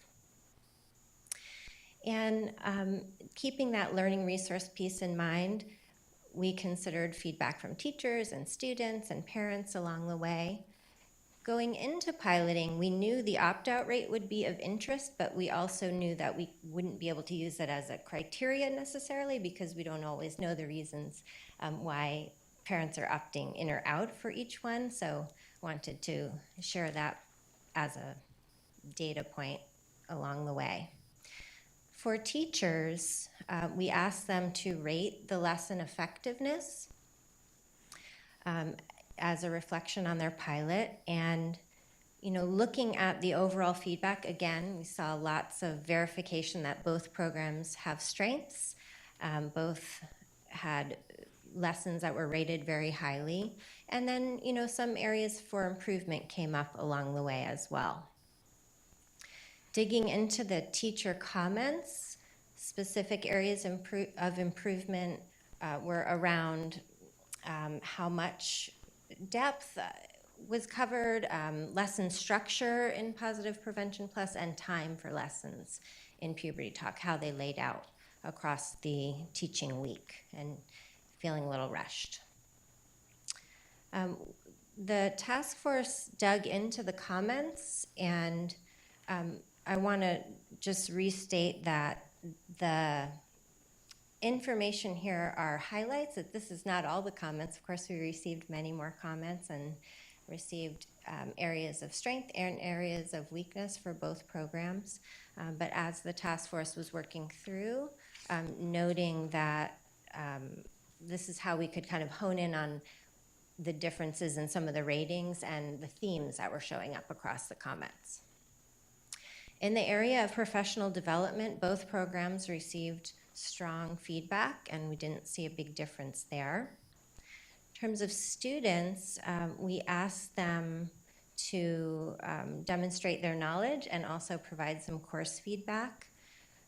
The two areas that we noticed a difference in were how comfortable kids felt about the changes that were happening in their body, and also how comfortable they felt in talking with their trusted adult. That's, you know, one of the big pieces of any program related to human growth and development, is just really trying to foster that strong connection with a trusted adult at home, because we know that our parents and guardians are our students' most important teachers in this area. We want to be sure we're building that bridge between home and school. Looking at the student comments, that helped us also understand some of the ratings a little bit more deeply. And so we noted that the kids made positive comments on the teaching methods in Puberty Talk, and also referenced the trusted adult interview, and had some areas for improvement in both as well. In terms of the overall learning, the team felt that there were really not any significant differences there. Both programs led to strong learning for students. For the parents, we collected feedback at the parent information session, and we saw that definitely parents value having resources and being able to have that daily bridge between home and school as the lessons are happening. And so one of the areas that we see would need to be strengthened here in any direction that we went would be to be sure that we were really providing a lot of information for parents on resources, and also to help them know what lessons were being taught each day, and really strengthening that piece so that those conversations can happen at home. So the things that lifted out in our conversation were really around that, the design of the lessons for fifth graders, that making sure that things felt like a fit for the kids is something that is important. And also thinking about the student experience and how they feel about not only those lessons, but what to expect in the changes ahead, and their communication with parents. I included some information about costs, but I'll skip to the overall improvements, because I think this piece is really speaks to those broader areas of improvement that we saw across the feedback. So one is that parents we want parents to have all the information they need about exactly what will be taught in these lessons. We sent out a variety of communications along the way, but we know that sometimes those things can kind of blow by on email. So we know going into next year, we'd want to make a strong effort to have information available for fifth grade parents at back to school night so that they would know early on in the school year what was coming, the dates, different opportunities for how they could review the curriculum and really take all the time that they need to consider that. We also know that parents, based on the feedback, really want to understand not just the content, but the teaching methods and why those teaching methods are being used. I think one of the most exciting things about fifth graders is they're really at this kind of bridge point in their development. So they're still young children who really love, learning in game-based ways, things that they mentioned in the comments, but their brains also are growing.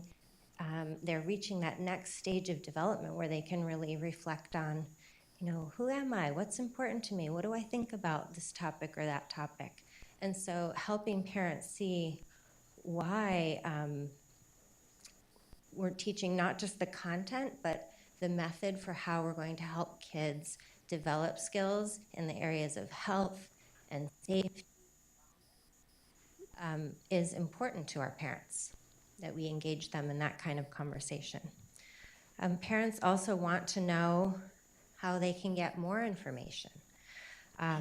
So making that more visible and accessible and trying to increase our list of resources is something that's important to our parents.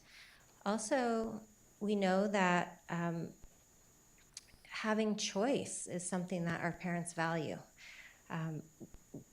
We could explore additional ways of building in choice for our parents.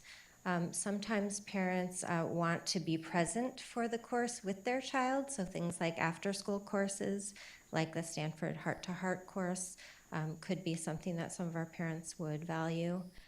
Parents have strong feelings about this material, and we want to find ways to support choice for parents. Along with that is that parents have the right to opt out of these lessons for their child, and that's part of the choice. So we always want to keep working towards making sure we're communicating that and helping parents know what the meaningful opt-out choice is, and that we value and respect and encourage parents to make the choice that's right for their child and to be able to give them the information they need to do that. Our teachers also were great sports this year and fitting this all in the spring, but we know that fifth grade calendars are really quite challenging. And so from a teacher point of view, having training in advance and having flexibility for scheduling is something that our teachers would also really value. So I think the next steps kind of follow along with those things. So I think I would like to turn it over to you for your discussion and questions. Thank you, Allison. And I just want to say a huge thank you to the committee. I don't know if any of them are here tonight, but Yes. I know they just did an awesome job. So thank you for your time and your expertise.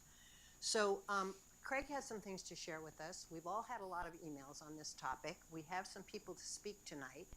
So if you have any burning, clarifying questions that have to be answered right now, I'm going to let you ask them of Allison. But if not, I'd like us to hear from Craig. So burning questions? Good. No questions, but one comment, small one. So it will be good to tell that, the task force, for just to setting the stage here, how many parents and how many teachers on that composition? One more time, for everybody's benefit. Oh, yes. So we had a mix of parents and teachers on the task force. The teachers were fifth grade teachers. That's something that we have in our policy, that when we're choosing a grade level specific curriculum, that we would include a majority of teachers. We also had one of our elementary school principals and a school nurse. I put the numbers in the executive summary, but I don't have that in front of me right now in terms of exactly the numbers, but it was a mix. And we put a call out to the community at the start of the process to see who would be interested in joining that group. And then also along the way, trying to encourage as much participation as we could to hear from parents who were not on that task force as well, because we know having that input all along the way is something that was important. So that's what we set out to do. Okay, Craig, you want to share something with us? And then one more thing, excuse me. After we hear from Craig, I think it would be valuable for us as a board to hear the public comment before we discuss. So, okay, all right.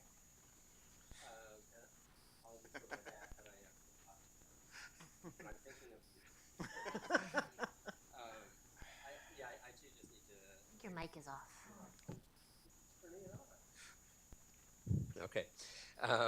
I also want to acknowledge the task force and their hard work, and I know we all thank them for what they put in. Huge appreciation for that work and respect for what they did and put forth. I thank the staff as well. I just don't think we could have had a more open, transparent, engaging process of all the things that we've done. I did a little math on this, and the amount of instruction that is even in HGD does not even make up 7/100th of 1% of the time of our children in our school. So it's a relatively small thing. Math is 20% of a kid's time, more or less, and we have spent more on this topic than we did around math stuff this year. So just note that that's a lot of energy into something that is relatively small, but it is hugely emotional. Sensitive. Very sensitive, and I get that, and I want to respect that, and I think we have to respect that. I do want to say HGD as a curriculum, it's the oddest thing I have ever seen, in the sense that it's the only one I know of that is completely optional. You don't even have to do it, but if you do it, you have certain things you must do, and it is one that is actually built on you have to engage community in it. And why is that? And why do they have to have an opt-out option, which they do get by law? It's written in law. You don't have that in any other curricular area. Why is that? It's sensitive. It's difficult. We don't, most people actually believe that it's parents mostly who should be educating their children around human growth and development. And so parents need to have choice in it. And therefore coming up with one curriculum is really hard to do in a community. It would be silly of us to pretend that we are one in this community. We're not. Our strength is our diversity. We do not come at things. That's not our problem. That's our strength. But when it comes to things like this, it makes it really, really hard, because it's hard to find, as to our strategic plan, one size that fits all. And so I just feel like we have to open up a little bit. I hate dilemmas. I don't like win-lose situations, let alone lose-lose situations where we paint each other in community, a community that needs to be united, into corners of who's going to win, who's right and who's wrong.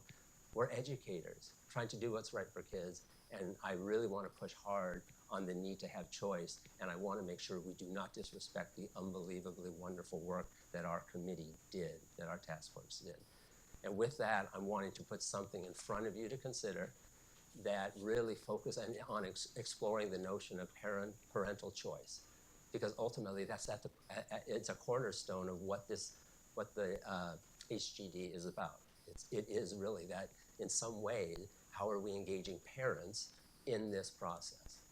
So what I want to just throw out to everybody is that we don't really, I actually believe that we can come up with a way to allow parents to choose the curriculum they want. Nobody has said that PPP is terrible. In fact, there are a lot of great, the data show that there are a lot of great parts to it, and it's not a right or wrong, which one is absolutely better or absolutely worse.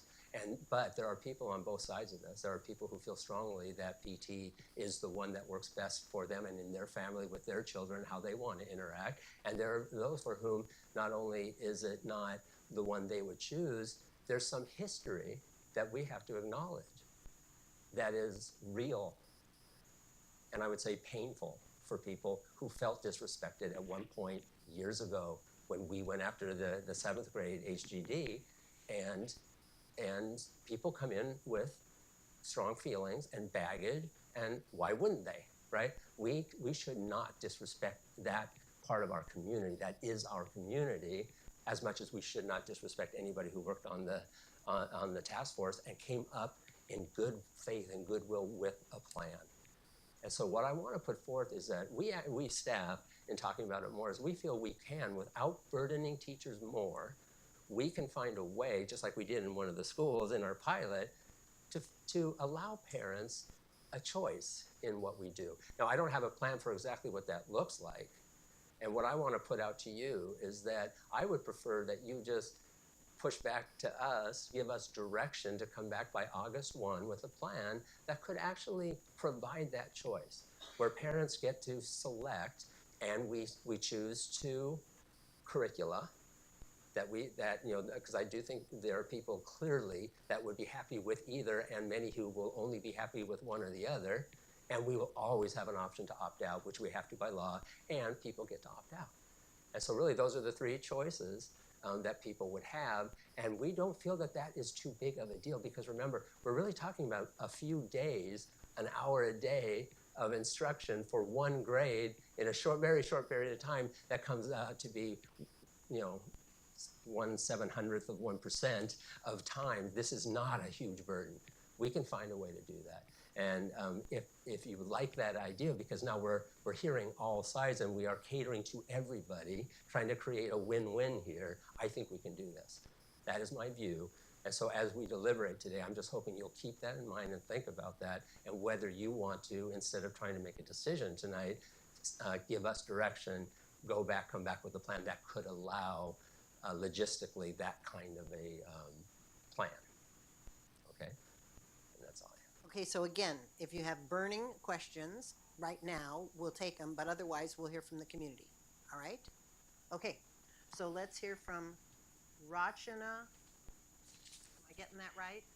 Okay, and we do have quite a few speakers, so again, we're going to go with 2 minutes, and you will hear the fairly obnoxious noise that Renee makes when you're done. Yes, it's Rachna Chaube. I'm a parent at Stockelmeyer. I'm a member of the PTA board. I'm a room rep volunteer and proud mom of a 2nd grader and a 5th grader who just went through the curriculum. So one thing, just in hearing your remarks, I hope it's not on the table to not have this okay, good.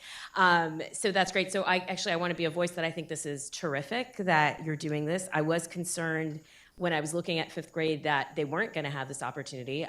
I did, as a child of recent immigrants, back in a time when leg warmers, Day-Glo, a long time ago.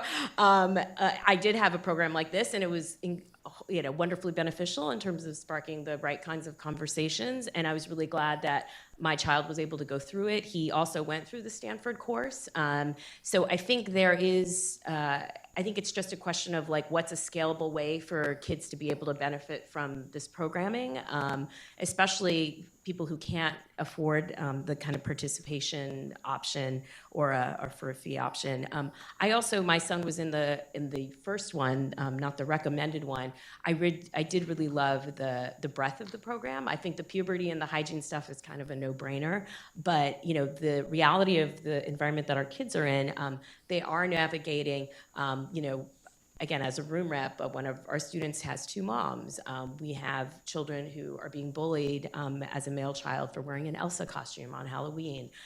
Young people in relationships that we know that are emotionally or physically abusive. And the fact that themes like gender orientation, that around healthy relationships, that those are part of the conversation is essential and is kind of the reality. So I'm really, I guess as you look at these curriculum, I hope that those can be there beyond the biology part of it. And then also as we think about Stockelmeyer's, one of their tenets is kindness. I think to be kind to other students, you need to have this kind of framework in education. So thank you. Thank you so much. Megan Keeler?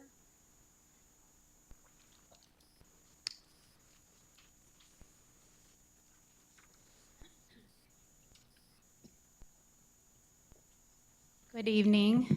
I'm Megan Kyler. I'm a 5th grade teacher at Stockelmeyer.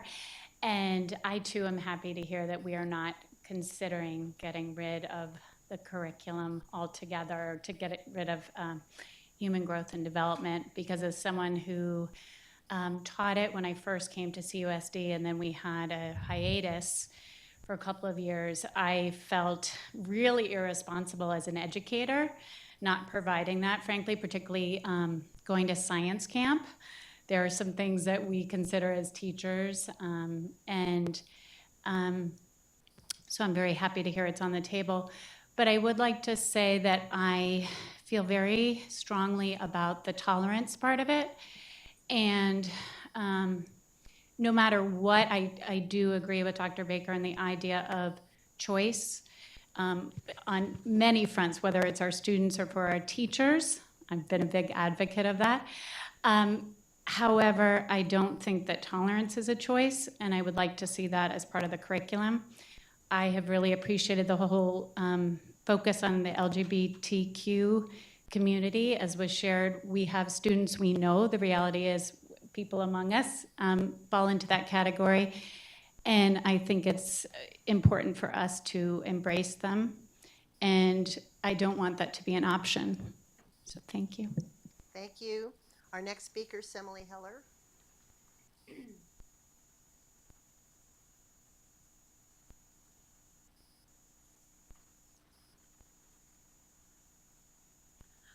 Good evening. My name is Emily Haller. I'm a parent of 3 children in the district. Well, actually, no, 2 children in the district and 1 who just graduated. So kids going into 3rd and 5th, and then 1 starting high school in the fall. And I was a member of the task force, along with other parents and members of the public and administrators and teachers. So I'm glad we all agree this is important. I'm not going to spend any time convincing you that it's important because we're on the same page. I do, however, feel very strongly that the process is important and that the recommendations of this very rigorous, well-designed, very deliberate process should be noted and respected and acted upon. It didn't really come out so well in the presentation because there's a lot of information to talk about and to think about. But I want everybody in this room to be super clear that the committee 100% wholeheartedly, without any reservations, chose Puberty Talk as the superior product based on data. I have an undergraduate degree in biology and a graduate degree in technical and science communication. So I understand science and I understand how to talk to people about it. So I am telling you, I want you to understand this was a process that worked well and was effective and was nearly unanimous. We didn't have trouble making this choice. We made it very easily because the data was overwhelmingly clear. And I want everybody in this room to understand, especially other parents, because this is terrifying, right? It's my greatest joy and my biggest terror that my kids are growing up and doing all these things that I am not ready for these things, but they are ready, so here we go. Both of these curricula talk about the same stuff.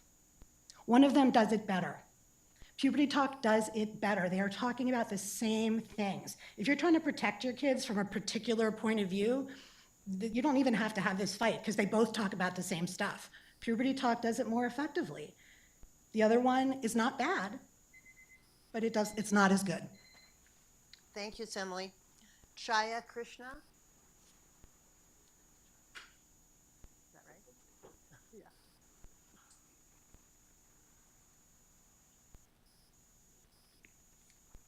Hi everyone, I'm a mom of 2 kids. I have a middle schooler who graduated from Stockholmeyer, and I have a 4th grader who's in Stockholmeyer. I felt really compelled to come in tonight and speak on this topic because I grew up in a very different place, very different time, and it was just culturally an entirely different experience. Because of that, I fully support the human growth and development lesson and the curriculum. It gives parents like me a language to connect with our kids who are growing up in this really different place and this different time. It's healthy, and we all know that this is the age when you don't want to build walls. I know the whole wall thing, but you want to be able to talk to them. You want to have a language. You want to have, that communication. I also feel puberty is not optional, Acne is not optional. Relationships are not optional. And this healthy human growth and development should never be optional. I am concerned about parents entering the picture. Here's why. They're going to be like me, growing up, so much of baggage about this topic, the cultures that harbor guilt, disgust almost about normal, healthy sexual development, orientations. I am really wary about choices. I trust my teachers. I trust my curriculum developers. If they can make math developmentally appropriate, they can make human growth and development appropriate. Here's another thing. My daughter, unfortunately, didn't experience this pilot program, but we went to Stanford. And just know that we were only 2 of parents in my classroom who could afford it and who had the time for it. And there's so much of hate speech in middle school. There's so much of hate speech on the bus. There's so much ignorance that I feel if a whole classroom graduated with this healthy knowledge, it would be wonderful for our, for the community. Thanks a lot. Thank you. Next speaker is, I think it's Jim Ewan.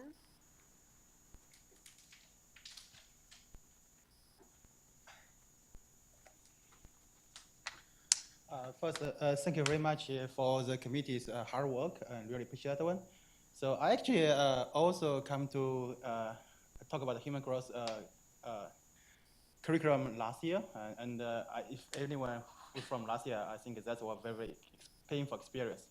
It almost tear apart as a community, and for that I really appreciate Dr. Craig. So thank you very much. I think this is really good thing, and I think it touched my heart. So I totally agree that human growth is super important. Every kid should be actually taught, and 5th grade is the right time to teach them. But I do think that a parent has to play a big role in this one. I think parents have to be convinced to bring the kids there. Everyone has a different opinion. Everyone has a different background. For me, I truly support the PPP because my elder son just graduated from middle school and he learned the PPP and he said a lot of good words about PPP. And I really like his word about PPP because he learned that one and he said that's good. And I'm not very comfortable with other choice because I just don't know it. And I think if anything just slow to me, I feel I'm compelled to really opt my kid out because this is not a choice of mine. It's not saying that the committee is not doing a good job. It's just they have a different opinion than mine. And I do want to have a choice. The other one is that even from the research, from the community research, so actually the parents' opinion is actually vastly toward the PPP. So the parents' opinion is very different from kids' opinion. So in a way that we really want to get the community together, want to get the kids together and get the parents together, parents' opinion should be really weighted. And I really ask board to give parents the opportunity to have a choice. Otherwise, you are just going to force people to opt out. Yeah, thank you very much. Thank you. Our next speaker is Sue Juan.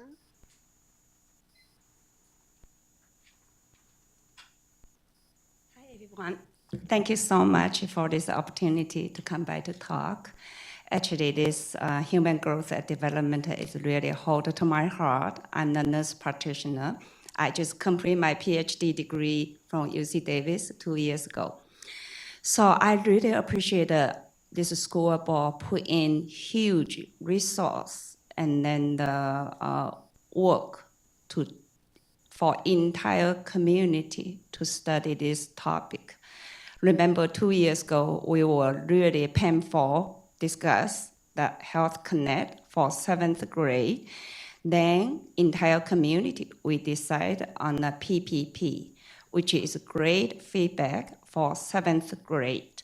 Parents are happy, kids are happy. They really enjoyed everyday communication, discussion, particularly on that chapter of the personal relationship.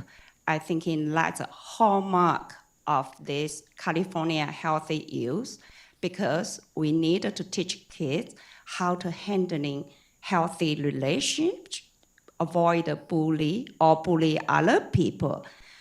in this Me Too era, I think that is a hallmark of the curriculum.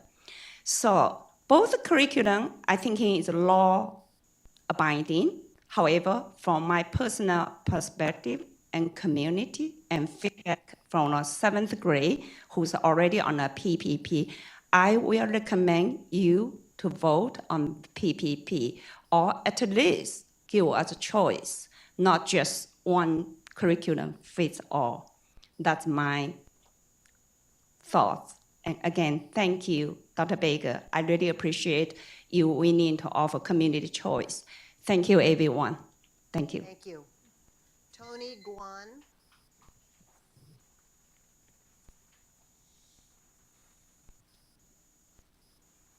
Thank you, everyone. Thank you for the discussion.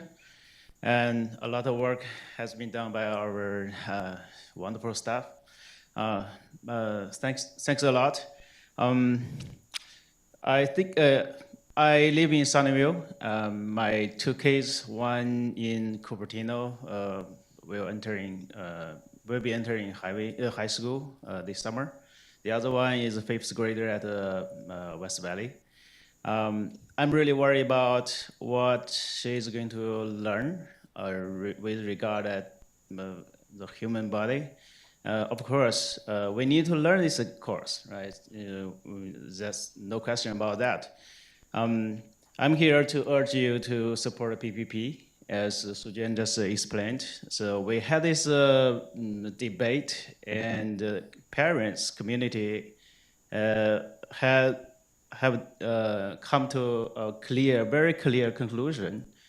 And I would ask everybody here, who will care more about your case than you? I think you can answer that question to yourself, right? So if I do not want my kids to be confused, and I ask them, I will try to educate them to be tolerant, but I will never let them be bullied, or never ever let them be tolerated by other people, all right? So everybody should have a choice. And our kids should not be forced into a course that the parents don't like. That's my point. And also, I would like really to urge the committee to make the selection process more transparent. How is weighted, and apparently the opted out courses is a very big factor, cannot be ignored. That's it. Thank you. Thank you. Ann Bogan.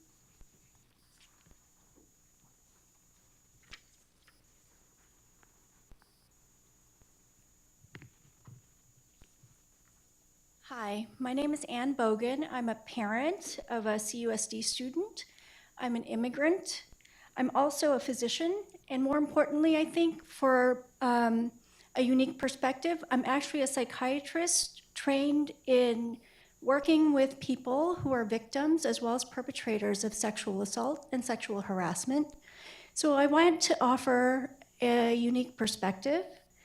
So one thing that I want to emphasize to the CUSD board is that a common theme I see among the people that I work with who have been victims of sexual assault is that they don't have the vocabulary and they don't have the self-agency, and they have fairly limited knowledge of sexuality and consent.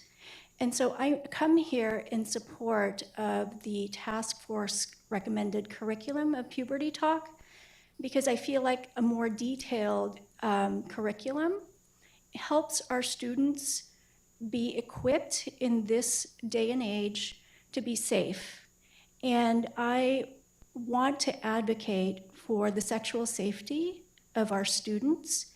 And most importantly, I see every day in my work the kinds of consequences that a lack of knowledge will have in our community and in my patients. I work with Stanford students. I work with Santa Clara College students. I work with some high school students and as well as adults, and I can tell you it's personally very devastating. It's professionally very devastating to hear them go through and discuss what they discuss with me. And I think if I can emphasize that I want these students to be as safe as possible. I also want to say that well-meaning parents and very loving parents cannot provide the detailed curriculum and education for sexual safety. Thank you. Thank you. Galen Davis?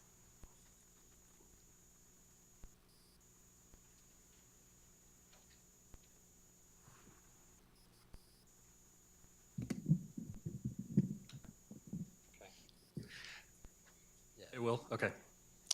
Hi, I'm Galen Davis, parent of 2 children, one now in CUSD, Stockholmeyer as well. I've been on the task force from the beginning. We've worked very hard, and I can testify that the work that we've done is world class. It's amongst the very best work I've ever done in my life. I'm extremely proud of it. I joined the task force for a few reasons. One, I'm a second generation guy. I'm the son of an immigrant.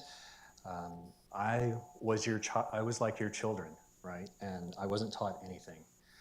So I thought I would be an especially good advocate for the children because I have perhaps a little bit different perspective on what they're going to see.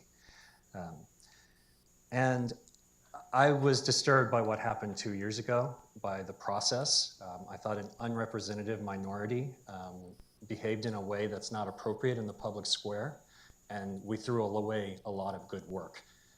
That is not how you build excellence, and we have excellent schools here.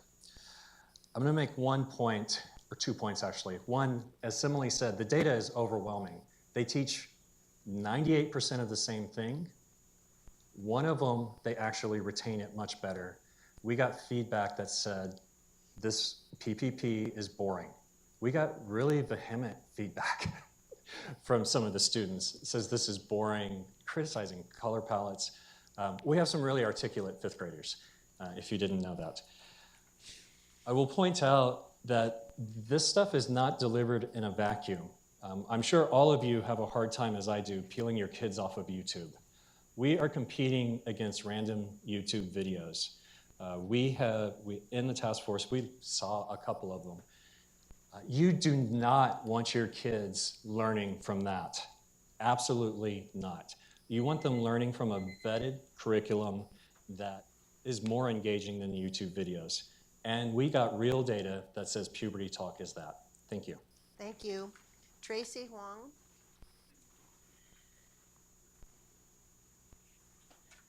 Hello. First, because I heard some other parents say that for more detail it's better. I don't think always some extreme stuff is better. Extreme, like more detail, how detailed should be. Always you should have a balanced place, okay? So it's not as. So sometimes I know some kids at this age, my son, they are more interested in games. They are not interested in to look at some sex education stuff right now. So for in YouTube, I think I know what he is doing because we have the parent control channels, and so I know what he's doing. So I don't want the kid to see some not good stuff from the too detailed stuff from school, and he have to sit. So I will opt out. And I was also here 2 years ago when we have that meeting to block the health connected. Okay, my son is seventh grader. So he will be 8th grader next year. He had learned had the textbook of PPP, and they all like it. All the parents like it. Okay, behind me there's a lot of parents like me, and because this time the school has ended, so not many parents can come here, and not many parents can be warned. Okay, I assure you, if the school starts and they all come back, we will have a good turnout. Okay, so so I was very wondering why we already blocked HT 2 years ago, and because of a lot of reasons, it's not a trustable resource for the kids. But why we still have it back? Even maybe it is Wolf have put on the rabbit mom's skin, okay? Right now, he pretend to be very good, okay? So that you guys all choose it. And why? Why we give up the good one of PPP? All of us like it, okay? Okay. And I also have a K.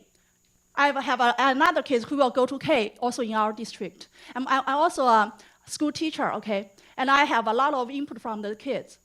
So I hope you will understand I will see what I have here. Your time is up. Okay, thanks. Thank you very much. Vicky Yang.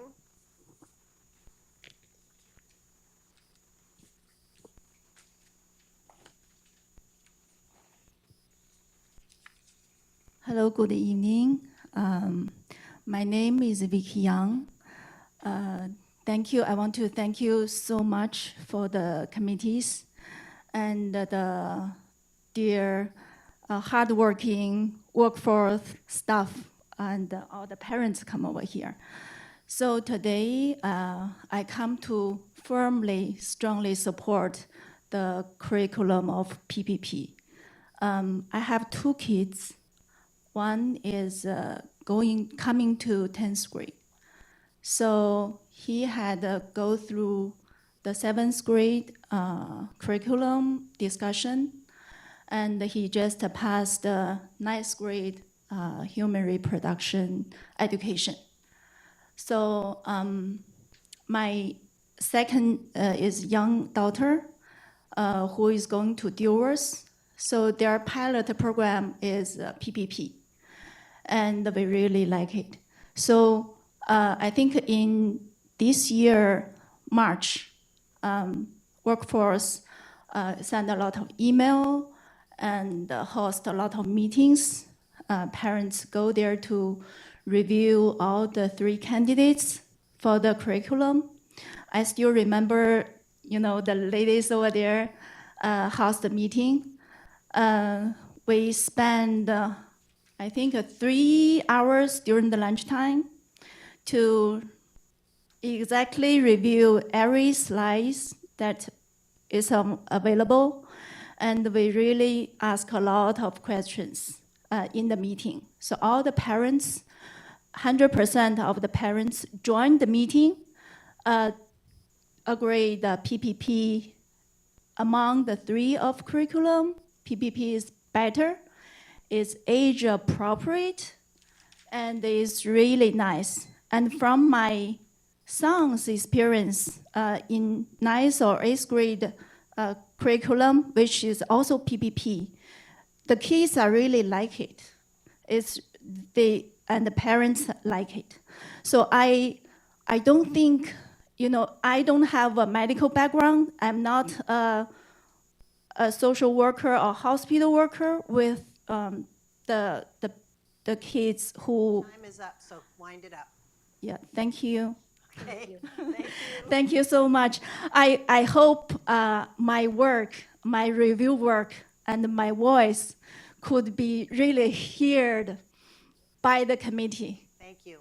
And I know the workforce already. So thank you so much. I really appreciate as just a normal parents. Thank you. Yeah, please. Thank you so much. Okay. Hannah Yang.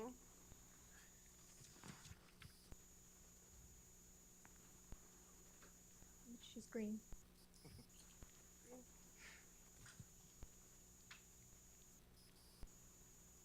Okay. First, I want to thank everyone, especially the committee, for the hard working on this selecting the material. And secondly, I want to say that I think sex education is not for fun. It's a really it's a serious topic. It's not fun, I think. So I think we should teach those students in a scientific based and age appropriate based. It shouldn't be based on just fun, because it's not fun. It's a very serious topic, and it will reflect the values, especially the values from their parents or the families. And also, I want to say that I strongly prefer PPP, the curricular PPP, because one of the things is because it involved more parents' involvement. It is more encouraging parents to involvement.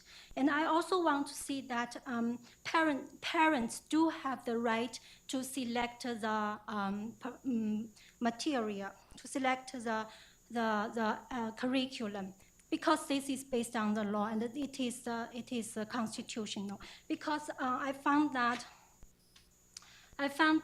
from the Education Code 20002, it clearly states that each district board shall promote the involvement of parents in the selection of the instructional materials. So I strongly recommend that we should use PPP as a curriculum for the fifth grade. Thank you. You want to take one more, or do you want to talk and then take it at the end? I'll just take it now. Okay, last one. This is the last one, Renee. We're not accepting any more. Okay. Last one. Okay. Lee Lin, am I right? First, I want to thank you, committee, for this opportunity. I came here late, so I didn't see the previous slide. Actually, we have a lot of discussion among parents, but I don't have much chance to see the PPP and HP. It's very hard to reach it. Example, we really think the sex education in school is very important, because as I'm a Chinese, it's kind of hard for us to communicate with kids in this area, because our tradition is kind of shy and not so outgoing. So it makes it easier for us if the school offers such kind of education, but the background is different. Cupertino district, we have a lot of Asian people. Asian people, I think, as a community program, it should consider all the people, not only those who are most loud. I know I respect all group of people, but I think for a 5th grade or 7th grade education, it should be age appropriate, and it should make most of people happy, not just some people happy. A lot of social issue, it's hard to deal with. The way is every group take back a little bit, so we benefit most of it, not just consider one group people or certain group of people. Thank you for the chance. Good. Okay, that ends the public comment, and now it's time for us to decide how we want to move forward with this. I have some clarifying questions. Could I, Sure. would that be all right? Yeah. Okay. So I guess the first is for Allison. So I've heard that the committee recommendation was unanimous, but I know Kristen Lin, who was previous school board member, had served on the committee, and I think she's written to all of us about how so I kind of want to maybe get that on record, exactly what is the recommendation. I know the recommendation is for Health Connected, but could you speak to how many people on each Yes, side? And please. Yes. Thank you. Trying out the new mic here, so. So not all of the task members were able to attend the final meeting, so we had, a couple of people who were not present. So of the people who were present, we were considering, which one did we think was the most effective learning resource, or did we, think either could work? So we had one member say either could work, and the remaining members felt that Puberty Talk was a stronger program. And then so for the composition of the committee, it was about 16 folks, roughly? That's what I didn't saw, see it in the something like packet. that. It's on that on the packet? Let's, cover page. yeah. All right, it's fine. The other question I had was you mentioned that opt-out is not a criteria.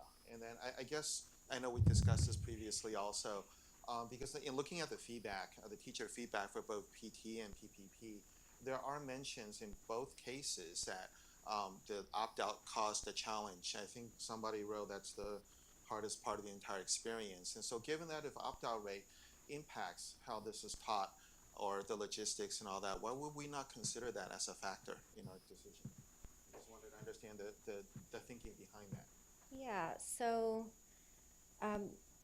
we were not asking people the reason for opt-out, so we were thinking it might not be safe to draw that conclusion that the same number or percentage would necessarily opt out, since we couldn't really control or measure for that. So we saw that we had a higher opt-out rate in the puberty talk group.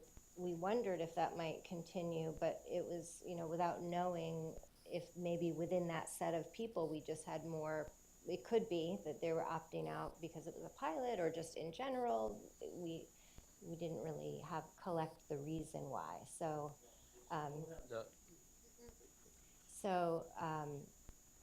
we definitely weighed that idea of, higher participation versus the results that we were seeing in the comments. So there was definitely. So it sounds like it's more of so philosophically, we're not against using opt-out as a criteria. It's just that in this case, we don't know why they opted out. So you're saying it's not. But if we, for instance, had asked why they opted out, then you would consider that a legitimate measure in considering the curriculums. Well, I think I would say that opt-out in general is definitely legitimate, especially when you say, what's the difference between if because of the curriculum people opted out and you have a high number, then as long as they're opting out, why not give them something that at least gives them the education that we're hoping they get, right? So yes, we would absolutely consider that, but statistically we can't use it. Pilots are really different from the actual program, right? And we know that you have a higher, because a lot of people say, no, I don't want my kid in a pilot. I prefer to wait to know what we're doing. So we can't make inferences from that particular set of data here, but would we use it? And it's certainly a part of my thinking is I think we should be thinking about how many people are opting out, because as people said, it's important for people to get the education. We should be thinking about what is the option for people who opt out, because if the only option is to opt out completely, I don't know that we have served everybody well. So we should think about it. It doesn't mean that drives everything, but we should consider it. All right, thank you. All right, yellow floor. Your mic is off. Two questions. I think your mic is off. Oh. No, it's fine. Okay, are we good on mics? Yeah. Any other comments about the curriculum or how we should move forward? Comments, but I want to let everybody discuss. Maybe we should do the questions first, and then I have comments also. Yeah, but I have one question. I want to hear other. Yeah, I have one. Do you have questions? Yeah, I have one question to Alison. Like, I think we got the students' feedback, right? And I know the numbers. It's like 243 and 243 and 364 for, I think, the participation. So is it how it's been like? Is it like a written question or individually you ask questions, or how did we get? Is it collectively ask the questions? Or? How did we get the feedback? Yeah, from students. So the teachers and the students in each of the classes had the opportunity to complete the survey. Not every class completed it. So we have different numbers of responses, but the team felt, since we were in the hundreds of responses for the students in both categories, that was, a good chunk of data. The kids completed the information in class, and the teachers, received a link and were invited to share their feedback, knowing that we would be considering it. And they're done from the class, not at home. Right. And In class, the kids, yes. Mm-hmm. Yes. Thank you. Okay, we're on questions. Any other questions? Okay, then let's move on to comments.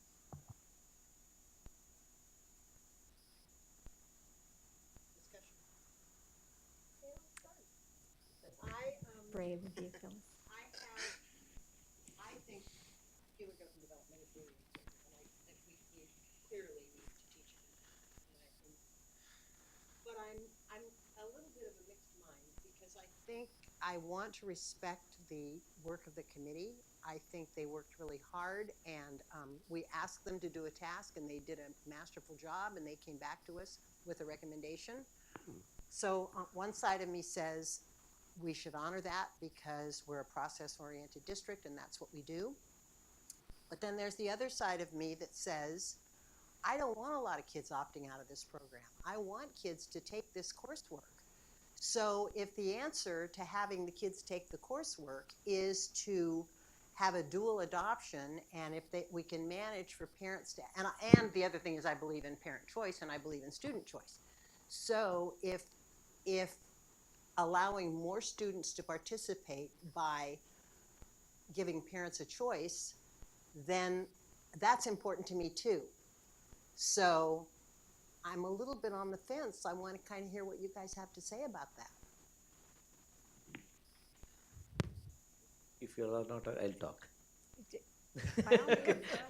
I think it's easy, right? I think it's a very good point, and I agree with that. I think more choices are always good, right? And I think the objective here is not to have more opt-out, for sure, right? And try to have option so that everyone can get this, right? And we are not imposing something on somebody who do not like it. So choices are there, and keep it open for everybody, whichever they want. And I'm a big supporter of that. So are you agreeing like with what Craig yeah, said, where we would send it back to them to come back with some sort of a way to... Yeah, some plan around that, how it is going to be. I know the logistically probably it may be a nightmare for teachers. I don't know how you are going to handle that when you are having two curriculum running. Pilot is fine, but in the real environment, you are giving two choices, and a set of kids in the class will be opting out for one. Well, there's actually three choices if we did that, though, because there's the opt-out choice, and you have to have curriculum for those students, too. No, opt-out, I don't think there is going to be a curriculum, Well, right? they have to There'll have be, some sort of health-related curriculum for those kids that opt out. Yeah. okay, but that you can't avoid that, because Right. I'm sure, That will happen no matter what. yeah, that will happen irrespective of anything. But because my point is it's yeah. three choices. I'm Here sorry, it itself, shouldn't be we a- have roughly about 6.9% or something opted out, right? So it'll continue to happen. But I think, I know it's going to be, I don't know how many teachers will like it, but if we can give this, I think definitely it'll be a win-win situation for everybody. And I think the basic objective will be met, in my view. Okay, where are we now? Who wants to go next? I can go next, but it's going to be a little bit long, so. Mine is two. Mine Go too. ahead. So, All right. Would you like to Roshanda? go? go ahead, Jerry. All right. You're on. So actually, first I want to just share some observations about the process. I want to, I know, so, you know, we had a meeting with the vendor earlier and with Allison, and when she had stepped out of the room, the comment she made to me was that of all the districts she's worked with, were the hardest working in terms of the thoroughness and looking at the curriculum, collecting the data. And so I know this is probably much harder to do than English and math and science, so I want to thank Allison and the committee really for this work. This is, so I know we said it, but I really truly feel that, and I can see that when we've interacted with Allison these last couple of weeks quite a bit, and so thank you for that, and to your team. So the way I actually am not, I like to suggest something about the process, because I feel like what we have here is, okay, the committee said we want to pilot A and B, right? And we do the pilot, and we've collected all this data, right, written data and all this. And so now we've gotten feedback, and the question that's nominally before us is choose one of these. But when I look at particularly the teacher comments, there's a lot of good, thoughtful comments in there about this unit's too long. This should have been 2 days. This training day, regardless of whether you choose Health Connected or PPP, there's a lot of good comments in there about how we run this. And in real life, if you're doing a startup and you launch beta versions of your product and you get all this customer feedback, you would actually make some tweaks to it and launch it rather than saying, oh, well, A, B, I'm just going to go with it. Because I feel like if we just went with it without really taking into consideration the tweaks a lot of the teachers have put thoughts into suggesting, particularly around timing and all that, I'd like to be able to honor that. And so that's something, I didn't see that on here in terms of next steps. So it wasn't on the slide deck, right?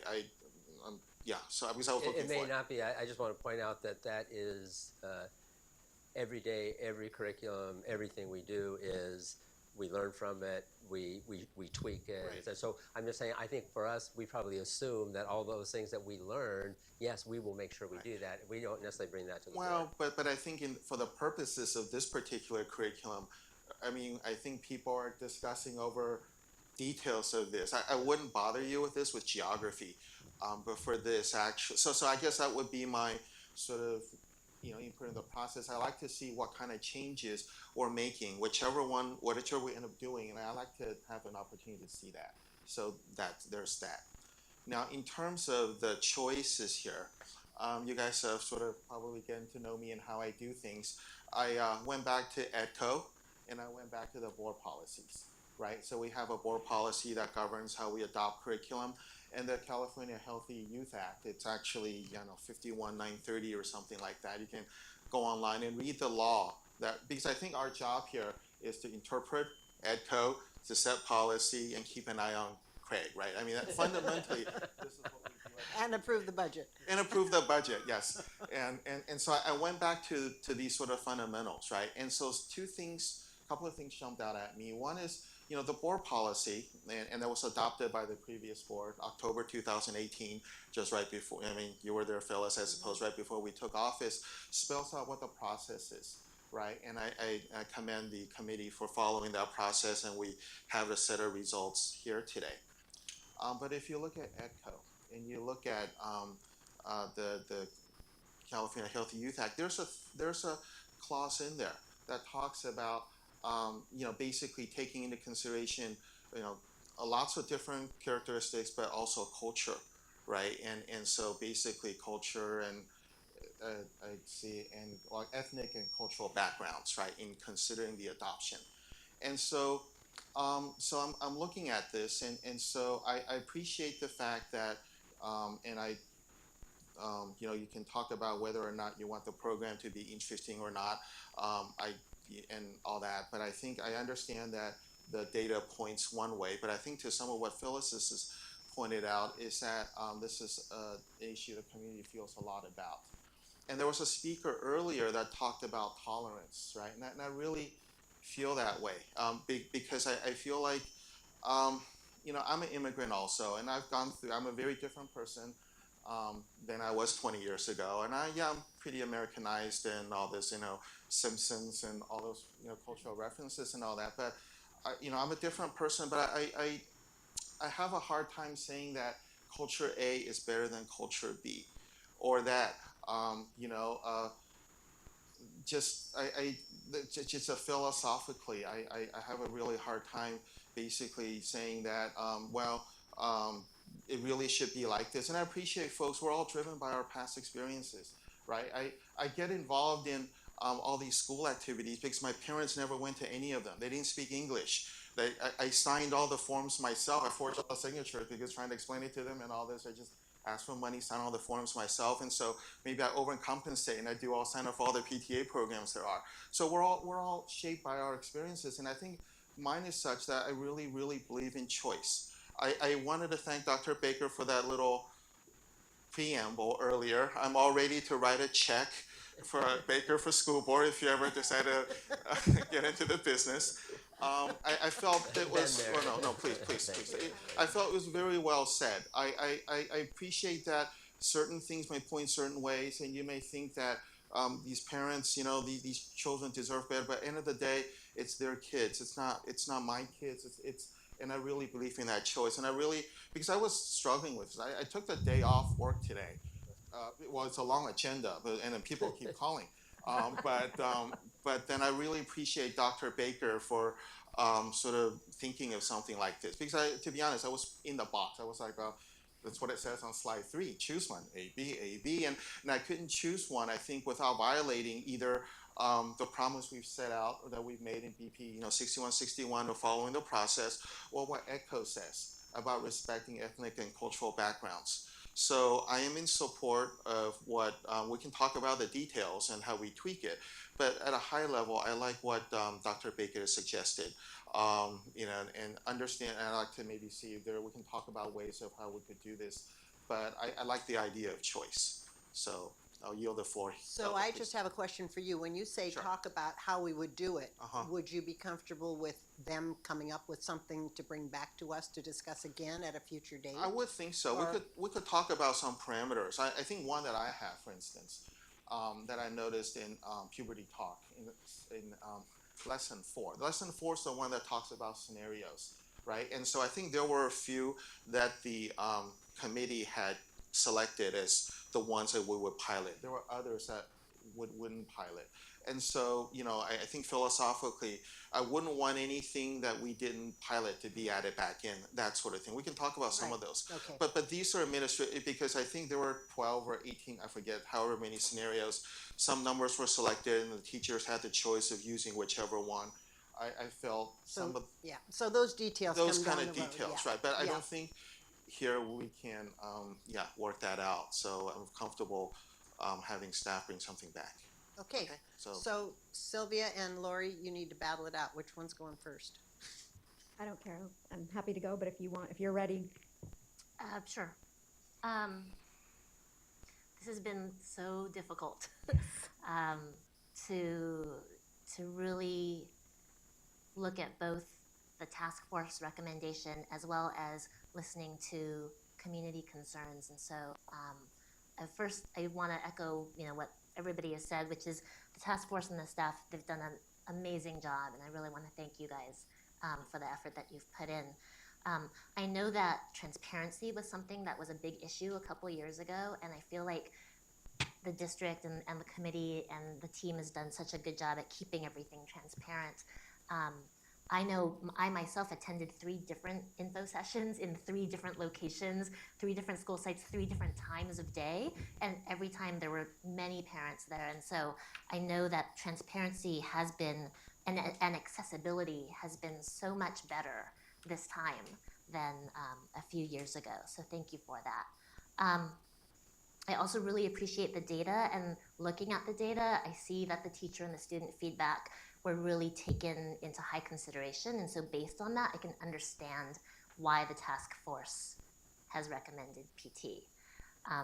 That said, I've talked to a lot of the members of the community, and there's concerns about PT, and I really want to, thank you, Dr. Baker, for saying that there was hurt from 2 years ago, because what I've realized from talking to different members of the community is that there is a strong distrust of the Health Connect organization, of that publisher, and it has to do with the fact that when many of our immigrant parents brought those concerns to that publisher, those concerns were summarily dismissed, and they were told, you just don't understand, this is the American way. And we have to recognize that that is offensive, and it's wrong, and it's hurtful.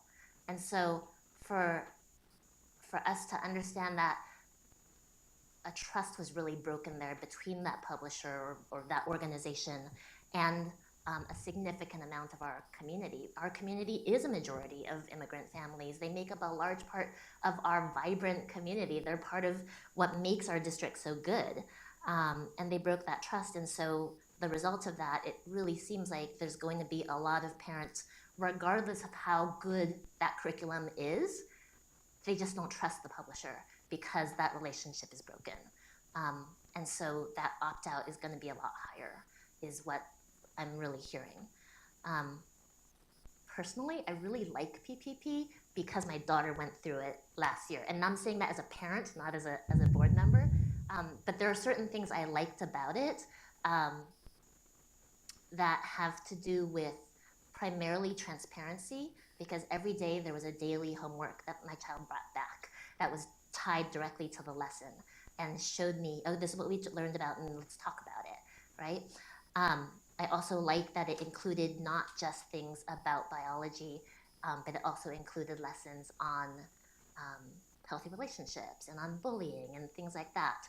And so, personally, I like that part, but taking off the parent hat,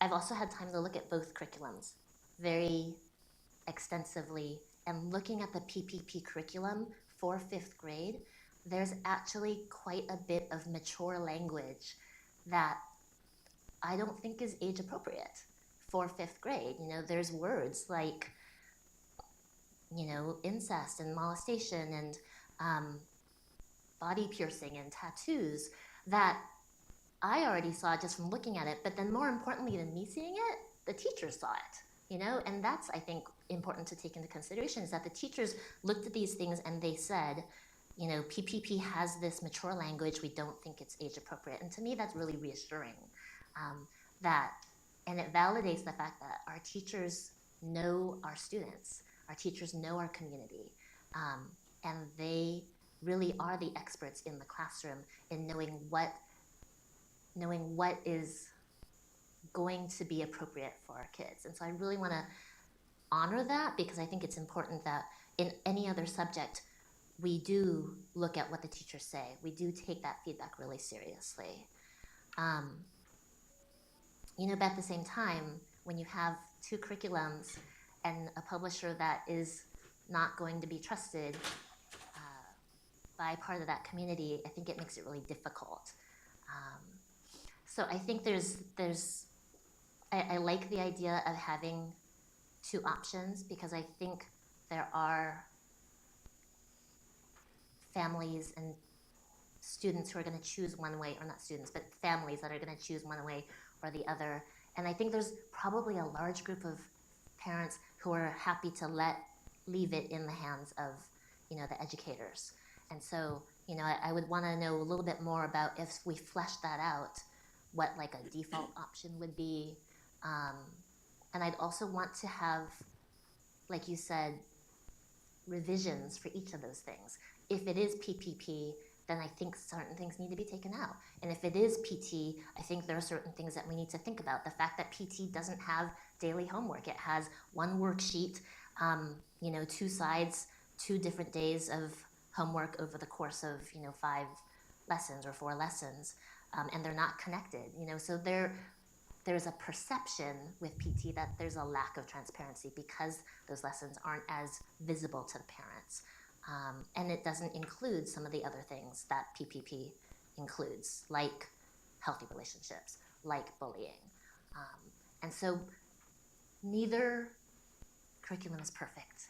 And, you know, I don't think we should expect them to be, but I like the fact that we have the ability to modify to make it appropriate. So, I mean, that's kind of where I'm standing on it right now. Lori. Okay, so you guys are gonna have to forgive me for reading, because I too struggled with this a lot today. And not just today. I mean, I guess where I want to start is I echo everything that's been said about thanking our staff and thanking our task force and thanking our community, but also I want to thank all of you, because I think that I know that all of us took this incredibly seriously. I know that all of us pored over all of the materials and all of the feedback. You know, I truly believe I am not alone in having read every single response from every student and every teacher, and I'm so thankful to be up here with all of you considering this with people that have as well, and that we may reach different conclusions from going through that same process together. And so I guess what I want to start with is that I really do appreciate all the work that staff has done towards looking for a compromise between all of us, because ultimately we are charged with making a decision for this community. But I've got to be really honest that I am struggling here a lot, because I'm disappointed that we proceeded with this pilot and with this task force together several months ago if everyone wasn't prepared to honor that process. In my view, there was a time in the not so distant past where we didn't have a method in place that was working well for us when it came to these adoptions. And also in my view, Dr. Baker and Allison and the team have spent an inordinate amount of time over the past 18 months working to ensure that what we now have in place is so transparent and so focused on engagement and evidence and outcomes-based decision-making that I continue to hear from, like Jerry, or from our consultants, and also from other colleagues in other districts, that they wish that their districts were even half as thorough as ours were, or as ours is. Our process worked well for us, and I'm frustrated and I'm really cautious here that we now find ourselves at the end of all of that, potentially not respecting our own outcomes. We had a rigorous, fully transparent, robust process in which extensive data was collected and thoughtfully considered. And I can understand and empathize with all of our families who might have a different opinion or a preference than where the process has landed. But I worry that it's also not fair to everyone who did participate in that process and those on our teaching staff and on the task force who have worked so hard on this for more than a year, to say that it was not conducted with the utmost transparency along the way, which is part of the feedback we all know we received.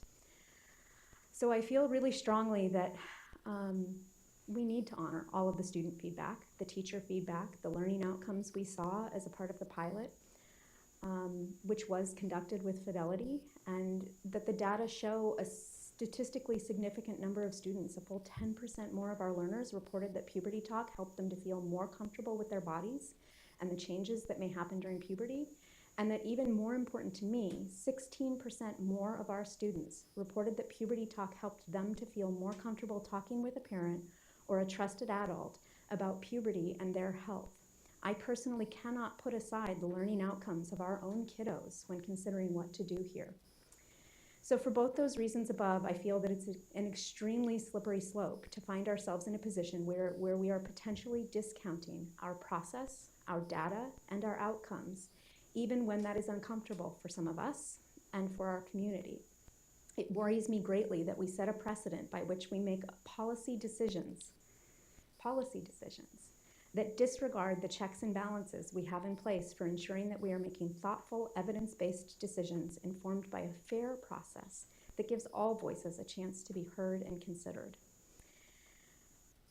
And lastly, I do very much understand that of all subjects, HGD is unique. This is one where, as a parent myself who will have a student who will go through this curriculum next year, that I can clearly recognize that more options, which more parents can be comfortable with, will possibly result in more students receiving both this important education and especially the opportunity to create an ongoing dialogue at home with their parents or with trusted adults.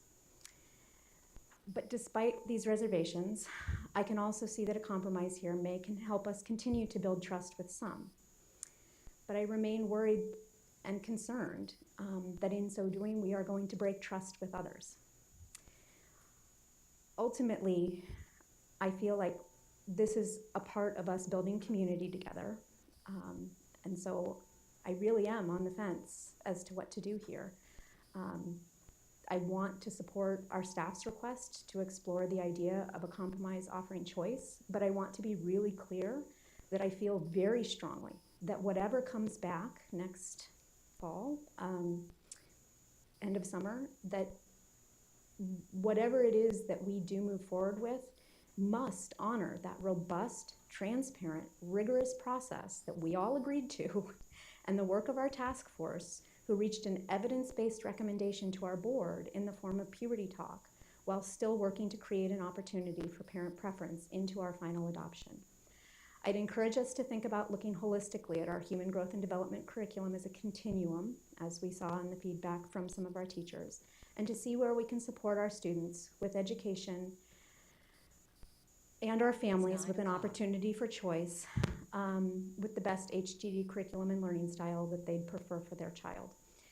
Maybe now in our 5th grade adoption, as we see how that goes, perhaps if we do go down this path of offering choice, then it's worth revisiting that choice for our 7th graders as well. While we did hear from some today that PPP has been well received, I've also heard from others who feel that PPP was not particularly engaging for their students and was a missed opportunity. And so if we're going to go down the path of choice for our 5th graders, I'd like for us to consider whether or not we look seriously at whether or not, if choice is what we decide as a group is the right thing for part of our community, then perhaps it's right for all of our communities. So that's where I'm at. So I just want to respond to one of the things you said. I agree with you. I absolutely don't want to invalidate the work that the committee did because of all the reasons you mentioned. So I'm wondering if we agree that we're going to look at this in August or down the road, whenever the staff brings us something else. Sylvia mentioned, is there going to be a default curriculum? Well, maybe the default is what the committee chose. And the option is for parents who don't want that curriculum can take the other one. I don't know. I mean, I don't know what the staff's going to come back with, but yeah, I don't want to disregard. I'm right there with you. I think Yeah. that to me is, Yeah. if we are true to the process that we all embarked on, then. Yeah. So anything else? So where are we? Are we going to ask them to bring something back that gives parent choice and deals with some of the concerns that you expressed, or that some of the changes in? Sure. I think mainly just I like to see what the tweaks are to either one. I think it sounds like that's part of the process. So, yeah. So to clarify that, we are going to have one default, but No. there'll be choices. Well, not one default yet. They're going to bring that back Correct, to us. correct. Yeah. Yeah, but there'll be choices though. Well, that's, I think, what I'm hearing. I think that's the direction that we're trying to get to consensus on is. You good with that, Sylvia? I'm sorry, what are we To deciding have them on? come back with some sort of a plan that gives some parent choice. While still honoring the work of the task Right, force. And in some way honoring the work of the task Or force. maybe here's 2 or 3 options of a plan, and here, ways we're thinking about it. We need the time to think it through. Right. And while we will need a default, I don't think we have to worry about that now. You just have to say, yeah, we believe in option and we want people to have parent choice, and we want a system that makes sense, that is not overburdening teachers. I think those are all the elements I've heard that are And that important honors to the work us. of the committee. And Yeah. honors the work of the committee. Right. Those are the things I'm hearing you want us to bring back, and that's what we bring back, and to address some of the specific things.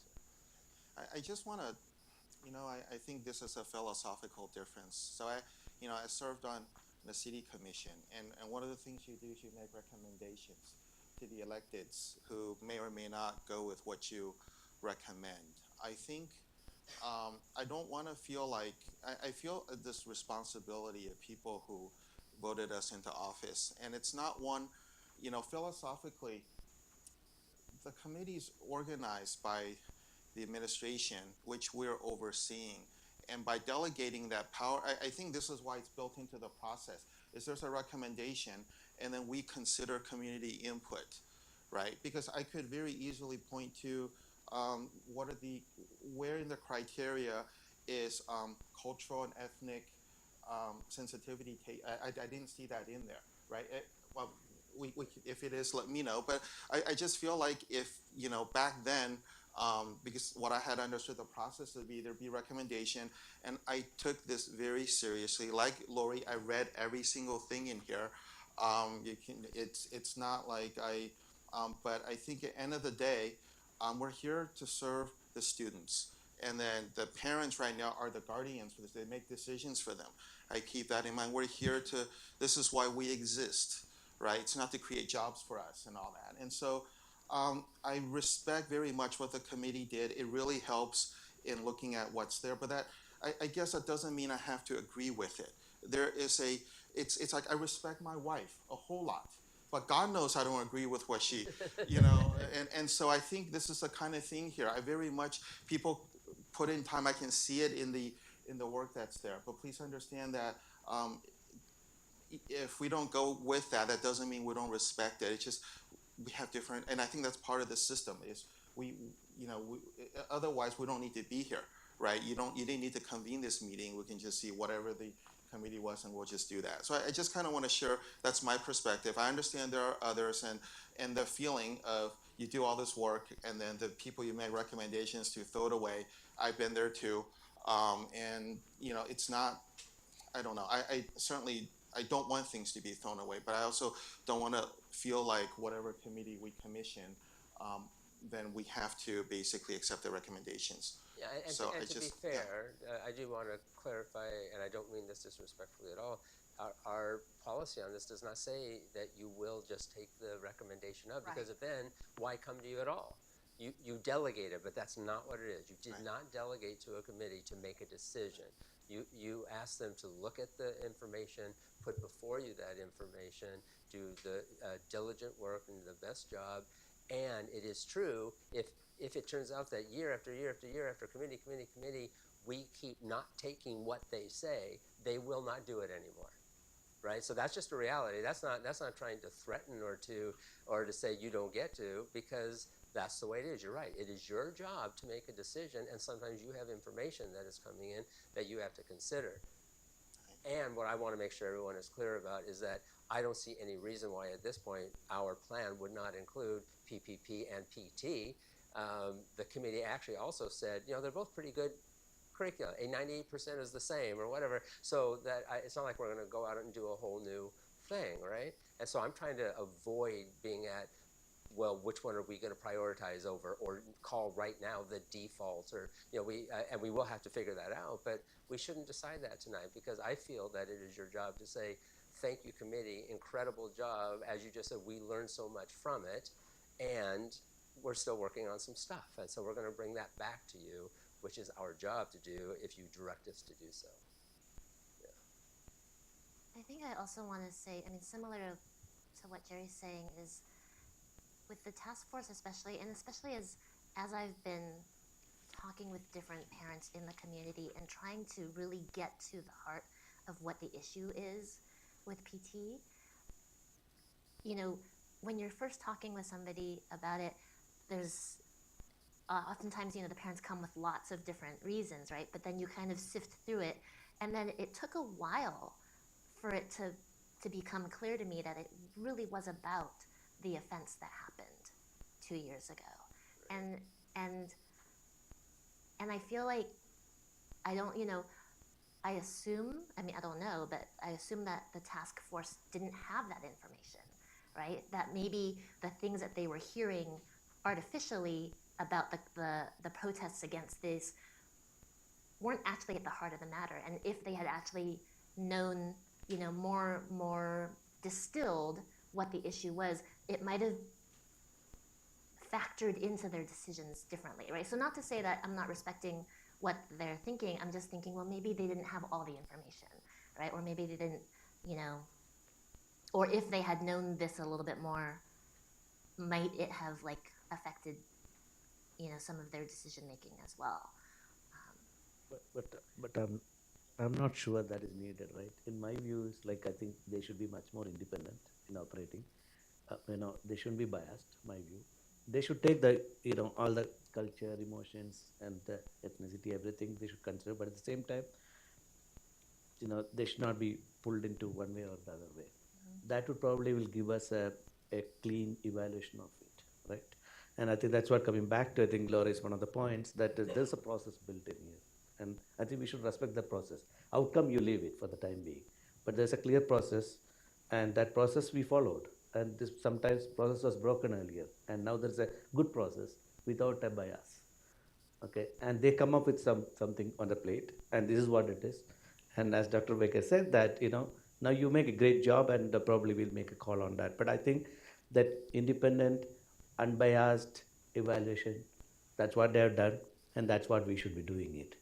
And the process should continue like that. I think this is much more transparent in my view. There's no pulling or pushing each other there. Okay, so we ready to wind this up one more? Well, I want to respond, just because this is the only chance we all get to discuss this. I think that I do mean what I said, that I think I absolutely value trying to repair trust, but I do want us to be really mindful that in so doing, we may very well be setting ourselves on a path to break trust with others. And that's, I think we need to be very cautious there. I think the other thing is that, like all compromises, there are many things we will compromise on. We are looking at adopting choice, which may very well be something that helps the parents, the guardians, as you say, who are entrusted with their children, feel better about the decision that they're being asked to make, right? Yes, no, or other now, potentially. But also that in so doing, we are going to be dividing kids, and that is another compromise that we didn't test for in this pilot that, well, maybe, I guess at 2 sites we did. So I guess part of what I would ask for in August would be for a more robust dive with your teachers at the sites that you did divide with, to really look at what the outcomes were for those kiddos on the playground after they were in maybe 2 different classrooms. You know, if that's the biggest sample size we have access to coming out of this, then I'd at least like to hear some more in-depth probing on that, because I do see that as a compromise in the student learning experience, which, like I said, compromises have trade-offs, right? So That is a good point. I remember in some of the student feedback, there were from students where there were 2. Apparently, there was playground discussion. Oh, we learned about this. Oh, you didn't talk about this. Oh, we did that. So there's that. I did see a few. I think something of there are hundreds of these. I can't remember them all, but there's definitely crosstalk on the playground after they get out of these classes. So I think Lori does bring up a good point. That is something we just want to see if we can Dive into get a little more.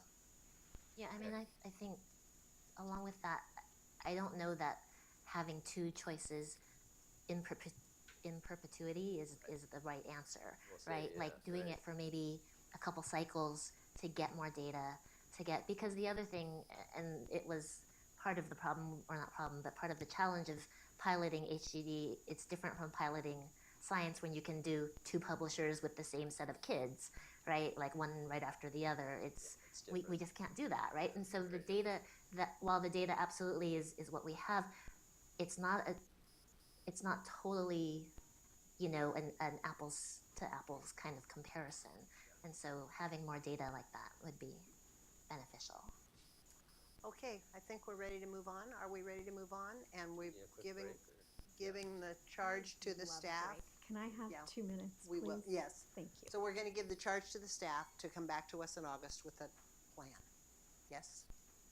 Like this, if you like that. And then I just want, so the actual class itself, are we thinking spring of next year?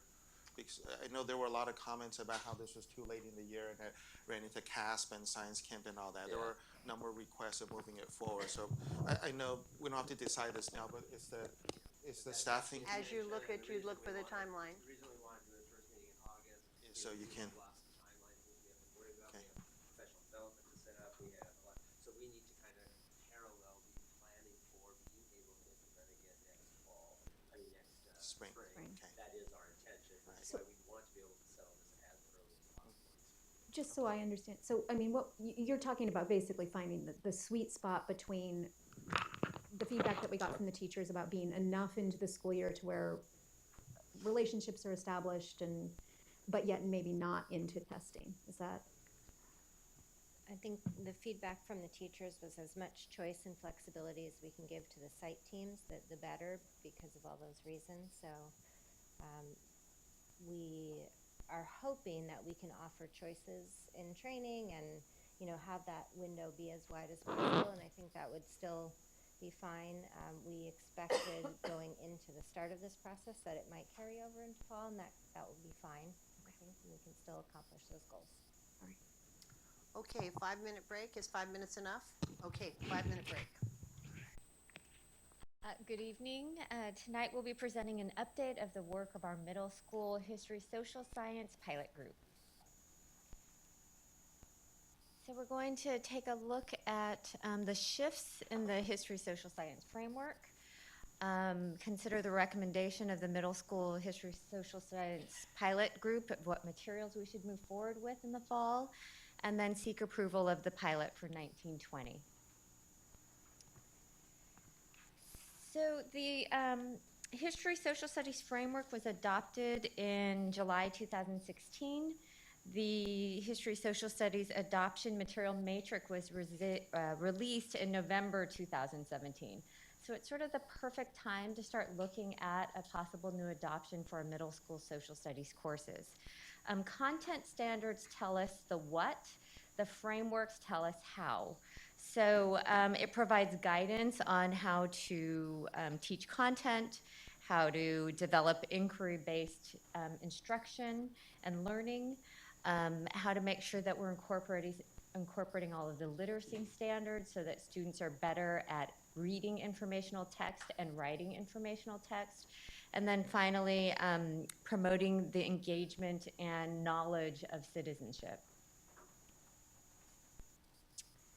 So the social studies framework also emphasizes the importance of inquiry-based learning as do many of our content areas on the Common Core state standards. Really, rather than only memorize facts, we're looking at kids reading and interpreting and analyzing, and then coming up with an argument or their interpretation while citing evidence. Part of this inquiry cycle, really analysis, discourse, and then synthesis of information are essential. So that idea of I may have done my research, I've analyzed, I've had discourse with my peers, but the synthesis is the piece that it matters because my understanding and my thinking changes over time by listening and speaking to others. The literacy standards, the Common Core literacy standards are considered part of what we do in social studies. So the same thing applies, that in their social studies courses, we would also want them building their literacy skills.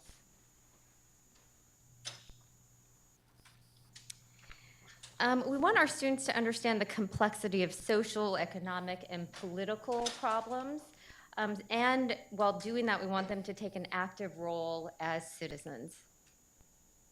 And you can see from this diagram, again, that inquiry-based approach.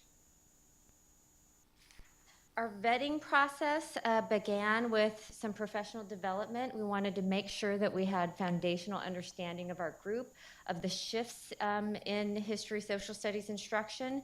So we did work with the coordinator from Santa Clara County Office of Education to help us with some professional development.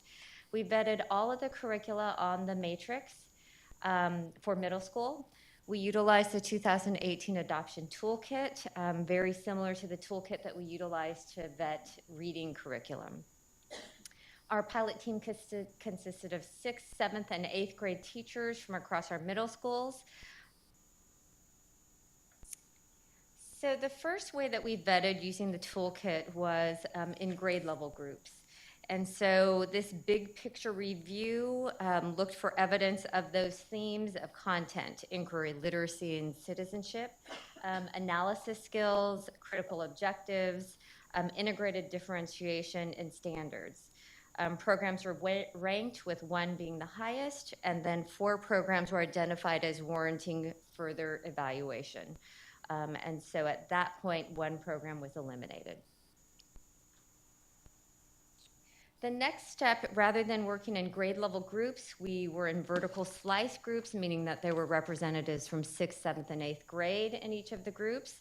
And at this point, the vetting focused on standards alignment, program organization, assessment, universal access, and instructional planning and support.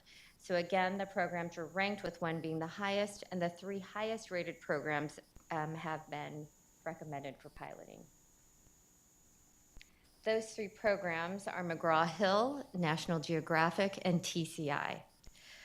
So the proposal that we would look at commencing in September 2019 would be for teachers across our schools, 6th through 8th grade history, social science teachers, to pilot 1 unit from each of these 3 programs. We would then get feedback from teachers and students following the use of each program, and again, offer parent material review sessions. We did do a round a couple weeks ago, but we would do it again once the pilot commences. Details, so the cost of the actual materials, there is none.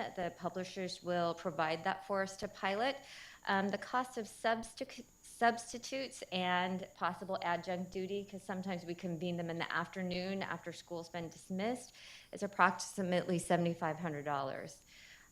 What we would be looking at is ongoing professional development to support the pilot process. So we'd have ongoing PD with the publishers. We'd also be taking into consideration the strategic plan and the way that we are working with students and making sure that they're having meaningful and engaging curriculum. We would be using 2 learning days in order to minimize the impact of use of substitute teachers, 2 release days, and then 1 afternoon. At the same time, we'd also want to build the foundational knowledge of all of our history, social studies, middle school teachers. And so we'd have ongoing professional development, again, with our SCOE coordinator of history, social science, over the course of 2 learning days. So next steps, we're seeking approval to move forward with the pilot with these 3 curricula in the fall. And we would begin the pilot in September potentially, have ongoing professional development, and again, gather input. The one piece with the parent review sessions is we have heard from some of our community with concerns about certain publishers. We would make sure that we are committed to engaging with them throughout that process, and also to make sure that our teachers understand the concerns. So that we're really looking at all of the curricula through the lens of student agency and equity. Following the pilot, we'd again convene all of the information from teachers, students, parents, and determine next steps, come back to the board and potentially make a recommendation for adoption. We would then hope to implement in the fall of 2020. Any questions?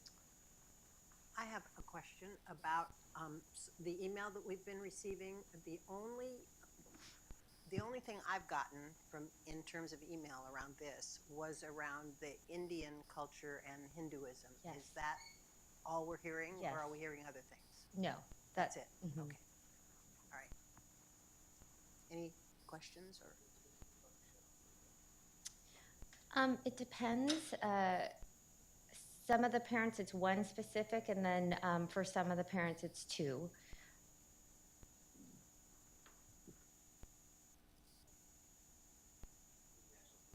Oh, sorry, yes. I didn't know you wanted me to name McGraw-Hill and National Geographic. So can I continue on that? Or? Yeah.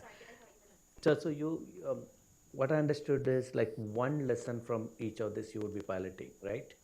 1 unit. 1 unit. Yeah. Which would be approximately 6 weeks for a unit. So for example, So you they won't might be be doing ancient Greece. Okay. So no, you won't be using the entire book though. Yeah, we would not pilot the units on India or Hinduism. Correct. So controversial items you can avoid if needed, right? Yes. Okay. Yeah. But I will say that I think it's important that our piloting teachers look at those units with a very discerning lens, again, really focusing on student agency and equity.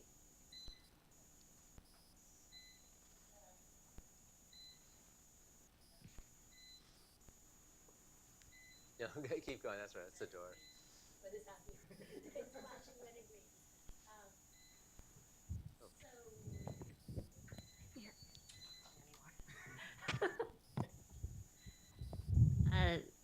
So in evaluating the 3 curriculums, do you at this point know what kind of rubric, what the questions are going to be on that rubric of how you're like How we evaluate? Yeah, so you Yes. said like student agency, like what are some of the other things? Like is cultural sensitivity going to be one of the evaluation points? Is representation, from non-majority populations going to be represented? So we actually take many of the questions from this adoption toolkit, which does cover all of those areas. Lori, you had a. Yeah, so, Is that mine? No, okay. So I know you and I have had a couple conversations about what we are doing to interface with our families who have raised concerns about Hinduism, how Hinduism in ancient India are being taught in these curriculums, and that I know you absolutely have expressed to me that we have a desire to be as inclusive as possible and to, really look at sort of what the trouble spots are with feelings around, sort of colonial era narratives and honoring all traditions. So can you speak to like the work that has been done to date and that we plan to continue to do to address concerns? Yes, so we did share initially some of the concerns from our parent community with the piloting group, and they did take that into consideration. I do think when you're looking at an entire curriculum, to only vet from one slice is difficult. I also think that when you're looking at curriculum in front of you in paper is much different than the experience that you have teaching it and interacting with students and how students feel about it. And so that pilot piece is crucial. It's why we always do that rather than just vet curriculum in front of us. So for example, if I were to think about our reading pilot, the voices of our students, even though they were kindergarten through 5th grade, were very articulate about what program best engaged them and they felt they learned the most from. I really believe that our middle school students will be even more equipped to voice how they felt about the different programs. And on top of that, I also think it's very important that through our professional development, we as educators really talk about that lens of equity and agency for students, because when you are vetting for everything, we don't want that to get lost in the shuffle. Any other comments, questions, Jerry? Oh, just a quick one. I was wondering why the committee chose to pilot 3 rather than 2. Is it because, and are there any implications in terms of logistics and costs for the pilots? So cost-wise, very minimal because it means an extra release day, a sub-cost. Luckily, the materials are free. We had a good discussion about it, and what I'll say is it comes down to being flexible. I've been around a long time, and typically our pilots are 2 programs. So in my head, I could think that, but through the process, when it becomes really evident through the conversations and the back and forth, that 3 makes the most sense based on teacher input and all the thought they put behind it, I think that's when we make that decision. And so that's the direction that we went. So that photograph you have on that slide, is that a ranking of sorts? Yes. Okay. So, and these were, at this point, these were vertical slice groups. And so, you get a different picture when you do 6th grade, 7th grade, 8th grade, and then when you do vertical slice of 6th, 7th, 8th, 6th, 7th, 8th, 6th, 7th, 8th. It was just another way to look at it and different types of conversations. And so one would be what those groups ranked as the highest. It's why they eliminated Pearson. There was enough back and forth between the others that they felt it was important to pilot. And not at all uncommon to do more than 2. It's not like you always get down to 2. Yeah. So that's not odd. Satish. Yeah. So we know that there is already enough. Okay, or you are anticipating some controversial items coming up right here. So by knowingly, so let's say hypothetical situation. Let's say you're one of that we are going to pick it up, and it's going to be an issue again, right? So before starting the pilot itself, do you have any suggestions? Like by knowingly, why are we venturing into that? Or is there any other alternate for this? Because I'm sure when it is implemented or you suggest, the task force suggests, again, we will discuss one more round of it, like, the suggestions of task force, and there'll be an opposition and things like that. So it's an year-long process, and knowingly itself from the beginning, we have some of these issues. Did we think about any other choices around? Yeah, I mean, some of the things that we know we would consider, there are lots of different scenarios, right? So for example, 6th and 7th grade might end up adopting a different curriculum than 8th. 6th and 7th content is very tied together, 8th grade is not. So there's always that possibility. There's also the possibility that should the 6th and 7th grade recommendation be one that we are concerned about the chapters on India and Hinduism, there's also always the possibility to create alternative or supplemental units or materials to make sure that we are properly addressing that, and so that students sitting in our classrooms feel like they are included and that it accurately represents their culture and their families. So I think what I'm saying is through the process, we will make sure that we're keeping an open mind about different ways to make this decision so that we're meeting the needs of the students sitting in our classrooms. Okay, anything else? So this is discussion action. I think they would like us to approve this pilot tonight. Are we prepared to do that? We need a motion. I move that we go ahead with a pilot of these three curriculum: McGraw-Hill, National Geographic, and TCI. Is there a second? I can second that. Okay, all in favor?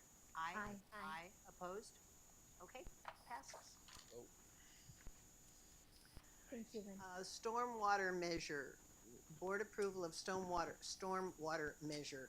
Yeah, so this is just one where About this. basically you have to take action on how you want us to vote on this.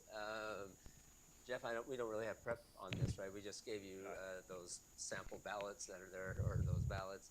And, you know, we have talked with the city a bit, and they have said that they are looking at reimbursing us for the portion that of our fields that they are also using for their purpose, that we would get reimbursed a certain amount. We still have to pay it out, but that we would get reimbursed for those fields since they use them for city purposes.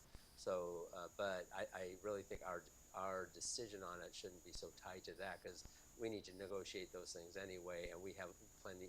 I don't want to use it as leverage, because ultimately what's in front of you is, from a board perspective, do you think it's important to have this, the containment, the storm water collection, et cetera? Is that good for the environment, et cetera, et cetera? It's not just about the other. I personally am not worried about the partnership side of it and what they reimburse. We'll work that through, but I just think you have to figure out, do you think we should vote for it, or because we don't make that decision, you have to do that. So just as clarification, so what you're saying is you're fairly confident that this would not have a fiscal impact relative to what we're paying now, because we would get reimbursed somehow. A portion of it, only a portion of it. Yeah, so it's like it's around 25,000 is the total, right? For all the schools, and there was somewhere around $10,000 worth of that is associated with the fields that they would be using. So, a little less than half of that. But I mean, that's a reasonable amount. Again, I don't know if that. I mean, you have to decide. Is that what you would make? Is that what you would vote on when trying to vote as a board for whether we are, as parcel owners, willing to pay into this, right? It's challenging to try to separate like who you are individually, your home versus schools, and let alone what are our partnership and what are the arrangements. But I think, from my perspective, I think there should just be a sense of, does it make sense, environmentally and otherwise, for us to support it. So I can say, I mean, I would like to see us be proactive about ensuring that the maintenance is, that the city is able to perform the maintenance and ensure that, I forget what it is, clean water flows to the bay, the creeks, et cetera, et cetera. I would like to see us be proactive on that. I also, hear what you're saying and say, yes, please, my direction, if my colleagues agree, would be continue to pursue the refund, the reimbursement. So I would absolutely vote for it, but I do have a little nagging concern, and that is that they have a fee increase automatically built in, and that bothers me a little bit. I think when government agencies need more money, they ought to go back to the voters and ask for it, just like we do. But it's not going to prevent me from voting for it. I think that's my main sort of neg too, is the fact that I wish we could just have a parcel tax that never expires. This is essentially, I mean, they, in all fairness, the council does have to approve it each year. Right. But they'll put on consent or something. I don't know. Exactly, yeah. It's not- Yeah. So, how many votes do we get, Craig? It's one ballot per school site affected, essentially, right? Or per parcel. Yeah. That can't be right. I think we're supposed to get more. Yeah, those are the two that have arrived, but I think it's supposed to be, it's on a per parcel basis. So we're talking about a dozen votes out of the 60,000 residents in Cupertino. Yeah, well, I think, yeah. Yeah. Something like that. Well, I don't know how many parcels there are. You're right, yeah. So what, 10? Okay. Yeah, something like that. And Okay, Vista, right? Vista would be in there too. Like the warehouse. Is there a motion? I can move 11.3 board approval of the stormwater measure that we would vote affirmatively on all of our district parcels. I'll second it. Okay, all in favor? Aye. Aye. Aye. Opposed? All right, passes 5-0. Now, we're moving 11.4 down, is that right? So now we're going to 11.5, approval of the purchase of Pelican thermostats. Is it possible that this could be a motion, and do we have to discuss it first, or are people willing to do motion and You want to make, second? somebody want to move that we approve the Pelicans? I can make a motion Okay, to Satish, approve the. second? I can second. All right, Lori seconds, discussion? All in favor? Aye. Aye. Opposed? Okay. Moving along to 11.6, Board Policy District Residency, second reading. Anybody have any questions? I can move it if not. Good. I can move 11.6, Board Policy 5111.1, District Residency, second read revised policy. Is there a second? I'll second it. Any discussion? All in favor? Aye. Opposed? Okay, well, we're cooking. 11.7, Certificated Management Job Description and Salary Range for Special Ed. Somebody want to talk about this? Do we want to? I think she's trying to get her. Yes, so what we have forward tonight is kind of a culmination of work over this last year combined with our strategic plan and our work on our MTSS that we are looking at for all of the school sites. Also taking into consideration our special education needs as we work through the audit for one, but also somewhat of our restructure of special ed to ensure that we're meeting the needs of the students at all the sites. So I know Alice and her team have been working throughout the year. This spring they've had a lot of different meetings with groups, trying to figure out how do we best support the students, recognizing that we probably need to do some restructuring within our special education department. And so this was an opportunity. We actually had 2 vacancies that came up. 2 of our program specialists left. We recently just had our behavior manager leave. And so looking at those vacancies, how we could best use all the skills that they had and recreate this new position that we feel will be that layer that will help support the students, the staff, and work directly with ed services as well. So it actually serves the purpose of special education, multi-tiered support system, and really is working closely with students and addressing some of those areas that we identified through special education that need to be adjusted. So the funds are actually coming from vacancies, so taking that money, it offsets what the cost. This is a little bit of a higher salary because it is a management, but with that allows that person to have a little more oversight. One of the other expected cost savings would be that we won't have to hire as many of our mental health therapists interns, that this person would have the qualifications to provide some of that support. We'll not eliminate them completely. We will still need to have some of them to fill the needs of the 25 sites, but it will reduce the number. So the 3 positions that you mentioned that have left by attrition, 2 program specialists and a behaviorist, I think you said. So 1 is management and 2 are under the CEA. So those positions would not be refilled. This person would. Correct. Correct. And one of the reasons we know this is so late in the year, and typically we wouldn't push forward a job description, but because of time, we are sitting in June. We don't have another board meeting until August, and so what we're really asking is to approve the job description so that we continue to work at this reformatting. Whether we fill it with 1 person, whether we then identify we really need 2 of these positions, but at least we have the job description on file. That's what we're seeking tonight. Okay. Questions? Is there a motion? I can move 11.7, approval of new certificated management job description and salary range for a program manager of special education and mental health. Is there a second? Second. All in favor? Aye. Opposed? Okay, motion carries. Now we're bringing 11.4 in. Right. Approval of adoption of the budget for fiscal 1920. And this is one we should be doing, I assume, as a action, or did you wanna do a review?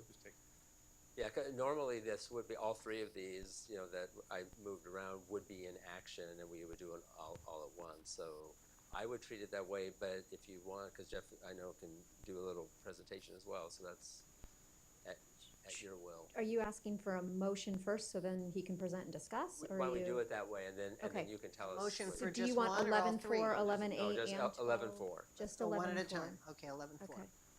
Okay, so we need a motion. Satish, thank you. Second? I can second. Okay, Do you want discussion? Do Discussion? you want, do you have questions or anything you would like? do you want Jeff to give us any more information? Do you And have if there are any questions? changes that you want to highlight in particular? Yeah, is there any change since last?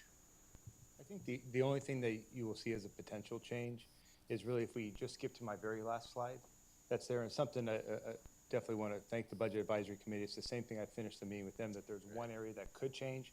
It's really the first bullet point on the 1.8 potential reduction in PERS. And so that for us is about a $600,000 reduction if it hit the full amount. If it's any portion less than it, then we would show that in the budget when we came back in August. So I would just highlight that right now. And I'll take any questions if there are any, but that's one potential change in the future. Any other And there questions? will be other changes, no matter what, between now Absolutely, and, yeah. you know, fall. It happens, right? Yeah, This is a enrollment in snapshot particular. in time. Any other questions? Just sort of, so right now it shows deficit spending for the next 2 years, and I think for the 2021, we're looking at 890. I know that's the snapshot. Is that any chance of that going away, or is that just too big a number that we likely will still see some sort of deficit that school year? Can you comment on that? I think it's fair to say that if we were able to see the reduction in PERS potentially being at that level of 1.8%, I believe it's sitting with the governor right now, so to approve. So there is a good chance that we would see that reduction. I would say when we take a look at the first interim next year, I think there's a good chance you would see that gone. Okay. And also, success of Cooper Doodle would make a huge difference because we're being extremely conservative there, as well as parcel tax. Correct. New parcel tax would significantly move us along. Okay. So this is without, obviously we couldn't, there's no parcel tax that exists right now, therefore it wouldn't be in the projection. Correct. Answer my own question. Thank you. Yeah, okay, good. Well, that was good. Yes. Answer. Okay, are we ready? We have a motion on the table. Are we ready for a vote? Yeah.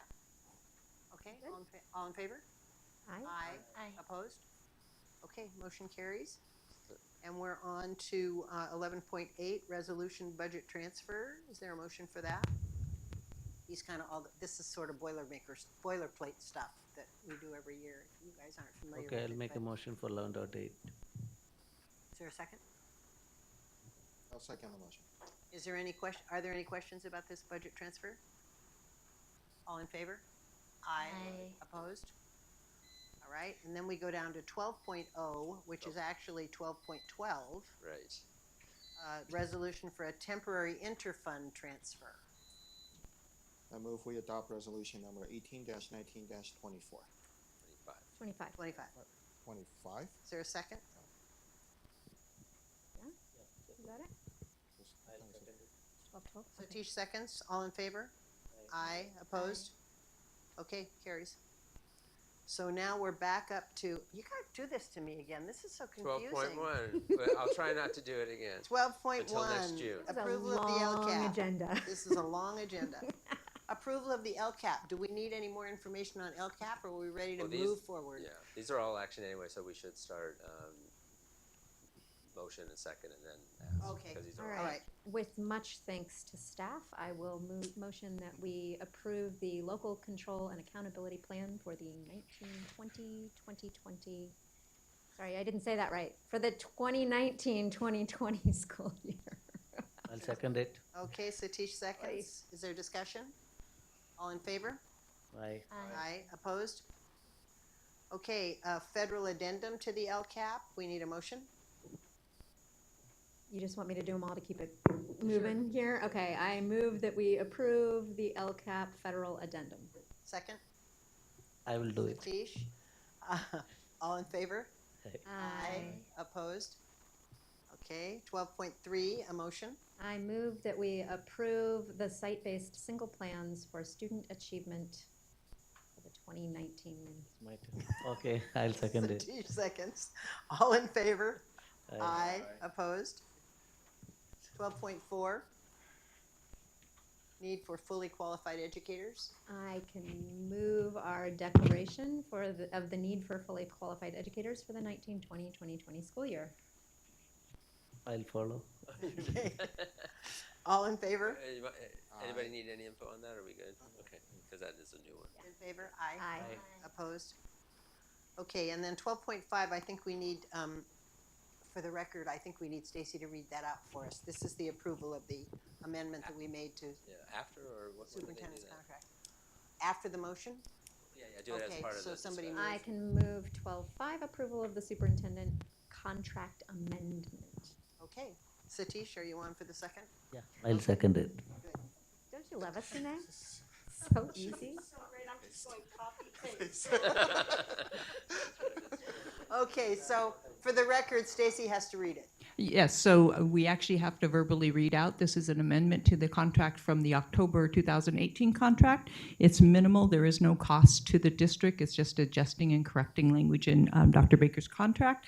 And so in addition to his annual base salary, the superintendent shall receive up to 2 advanced degree stipends for a total of $3,562, which is equivalent to $1,781 per advanced degree. And that is equivalent to what all other employees are eligible to receive throughout the district. That was omitted in his contract due to the reconfiguration of him removing himself from the salary schedule and no longer being eligible for that automatic salary increase as other employees are.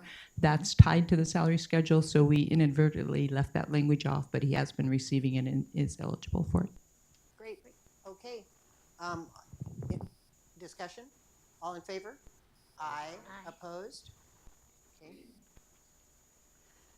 Now we're going to the tentative agreement for CUSD and CEA. Do you need a motion? 12.6. So moved. Yeah, okay, so I move the ratification of the tentative agreement between CUSD and CEA. I second it. Okay, cut and paste. All in favor? Aye. Opposed? All right, so now we come to the tentative agreement with CUSD and CSEA. I can move the ratification of the tentative agreement between CUSD and CSEA. Okay, I second it. Satish, all in favor? Aye. Opposed? Okay, now 12.8, we're doing something different. Oh, right. We're No, only approving yeah, a we're- portion of it or yeah. something? We're removing a piece of it? I think that was 12.7, Yeah, wasn't we'd it? like a motion that approves it, removing Article 24. 4 from that contract, omitting it, yeah. Okay, so make sure I get this right. I'm moving the ratification of the tentative agreement between CUSD and SEIU, omitting Article 24. No, the article that needs to be removed is from 12.7, the CSEA contract. Oh, so we just, Let's go back. We're gonna have Oh, to, friendly amendment. friendly amendment to, 12.7. I shouldn't amend my own motion. One of you needs to amend 12.7, I'd sorry. like to offer a friendly amendment for item 12.7 to omit Article 24. and somebody else needs to second this. I can second it. Okay. Moved and seconded. All in favor? Aye. Opposed? So we can do 12.8 as is? Yes. SEIU Yes, one? 12.8 we can do. Okay, as so is, yeah. 12.8, we need a motion. All right. Somebody else want to take over? you're- Renee you're- type it out. Doing Ratification of the tentative agreement between CUSD and SEIU. Okay, Okay, I'll second it. all right. All in favor? Aye. Opposed? Motion Thank carries. you. 12.9, health and welfare benefits with all of our organizations. Okay, ratification of health and welfare benefits, tentative agreement between CUSD and CEA, CSEA, and SEIU. I second it. Okay, all in favor? Aye. Opposed? 1210, renewal of programs management support contract, Measure H bond. Motion? I move the renewal of the contract for program management support for the Measure H bond program. I'll second it. Okay, all in favor? Aye. Opposed? Increase substitute pay. Motion? I motion that we increase substitute teacher pay. I second it. All in favor? Wait, so on this one, we did hear a public comment, sorry. We did. Supporting it. Supporting it. But still felt that we were on the low end, right? Even with the, so are you concerned about our, right now, are we concerned about our ability to retain, attract and retain subs and have them? We're always worried about it, Okay. but I would say we feel this goes a long way toward improving our situation. I would agree, just going up to that 170 would be large, because what happens right now is we have a fairly deep pool of subs. Where we lose our subs is they do a last minute cancellation in the morning when one of the higher price districts call and they cancel on us. So we typically have all of our sub positions filled, or our vacancies filled. That's what happens to us. And I think just that $20 increase will resolve a lot of that issue. Help us. Okay, all right, thank you, that was it. Okay, all in favor? Aye. Opposed? All right, I think we're done. We're on to board and superintendent activity, right? Okay, Very quickly. board and superintendent activity and committee reports. Who wants to start? I thoroughly enjoyed getting to do the CMS graduation and help promote, or I should say promotion ceremony, and help promote some of the kiddos that I started with as kindergartners for Project Cornerstone and who are with my son all the way through. So that was really special for me. We had the Los Altos 2x2, which was a successful meeting. And I went to speak at the Los Altos City Council meeting this past Tuesday because one of the things that came up in the 2x2 was they were considering in their budget for this year fully funding all crossing guard positions, which up until now we've had a copay that our parent organizations that are at both Montclair and CMS have been contributing to. And so they did vote to fully fund all crossing guard positions, so as well as to make additional funds available should additional guards be found warranted at some outstanding locations that are have been requested but not studied yet. That's it. Jerry? Sure. I think the main thing there, Satish and I had a 2x2 with the city of Cupertino the day after our last board meeting, I think May 24th. So one of the topics we talked about was this field joint use agreement. So we did get some statistics from the city. So it turns out that they're spending, they're spending 1.22 million a year right now to maintain our 9 fields. They do collect a fee from rental, but it's only like 89,000. So it represents only a 7% fee recovery for them. So yeah, well, 1.22 for. So we talked about that. I think there was, interest on the city's part to add even more schools to the, I think Sedgwick and Lawson, even more to the joint use agreement. We had a lot of, quite a few well, not quite a few, but the few that came were very talkative. So that was good. They asked about the Finch property, and I think some of them were under the impression that the city had plans and we were gonna follow the city's lead, but I didn't think that was the case. So it was generally pretty good. It was Vice Mayor Chow and Councilmember Willie, and we agreed we'll rotate the hosting, the moderation, so they'll run the next one, albeit at this facility, because this is a much larger room than the conference room they have over in the City Hall. So I thought it was a very good start. Both of them were very eager to work with the school district, and if you've talked to John Willie at all, you know he's all about helping the students and all that. So I think we have a good partner there. Yeah. Thanks. Okay, Satish. Yeah, partially he said already. Then the next one was graduation. Then I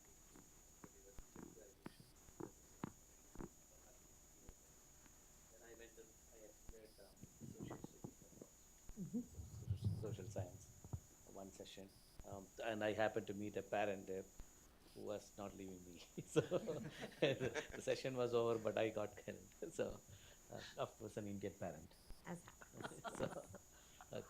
Okay, Sylvia. It's been a busy 3 weeks. It's been really fun to do year-end activities. I went to a couple 8th grade portfolio presentations at Lawson and at Hyde, and they're just amazing. Those were great. Right? It was really fun. And then to go to a kindergarten celebration, which was like on the other end of the spectrum, and that was like, just made you feel so warm and fuzzy, like for the rest of the day. It was really fun. On behalf of the CLIP community, thank you to everybody who attended. I think it really meant a lot to the community to see so many people from EC and from the board be able to attend. So a couple things I attended was the Silicon Valley AAPI Civic Leadership Summit, and a topic of conversation there was about Census 2020 and about the importance of trying to get everybody in the community to really participate in that. And so one thought about that, or one conversation about that, was what we can maybe do as a district to help encourage, everybody to participate and dispel some myths about, like what's done with the information. Especially among AAPI families, among minority families, there's a lot of fear about what's done with the information, and so what can we do to help educate that? And I met with Chappie Jones this morning. That was really great. We talked about some of the challenges we're experiencing with safety procedures. And so, he's definitely open to talking more about that, and suggested maybe drafting some sort of ordinance or something like that. He also mentioned something about teacher housing, so just putting that out there.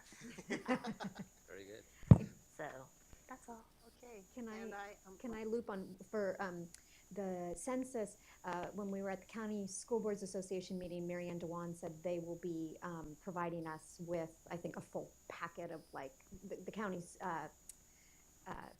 Office of Education will be providing us with, I think, some materials on helping to talk to the community about it. So Great. that'll be a great resource too. Yeah. Sorry.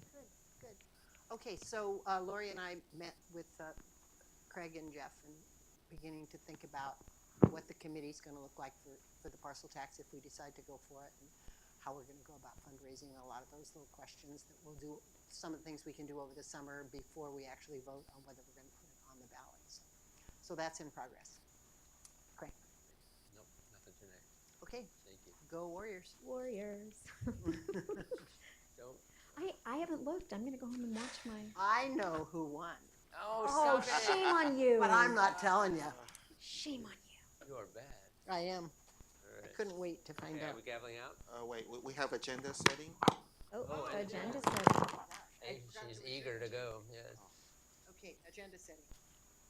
Anybody have anything? So actually, we'd like to suggest if we could look at the policy for, I guess, these non-district organizations to use our fields. I know we have this joint use agreement right now with the city. Well, I won't say anymore.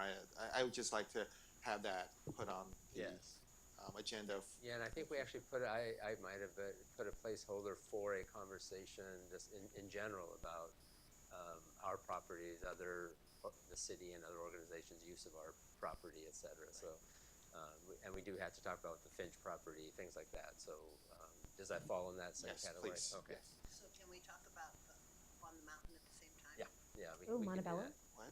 Ah. Yeah, we can do that. I'm sorry, what mountain? Montebello. Oh, Montebello. Oh, okay. The old one from the schoolhouse. Got it. Okay. Anything else for agenda setting? Okay, we're ready to adjourn then.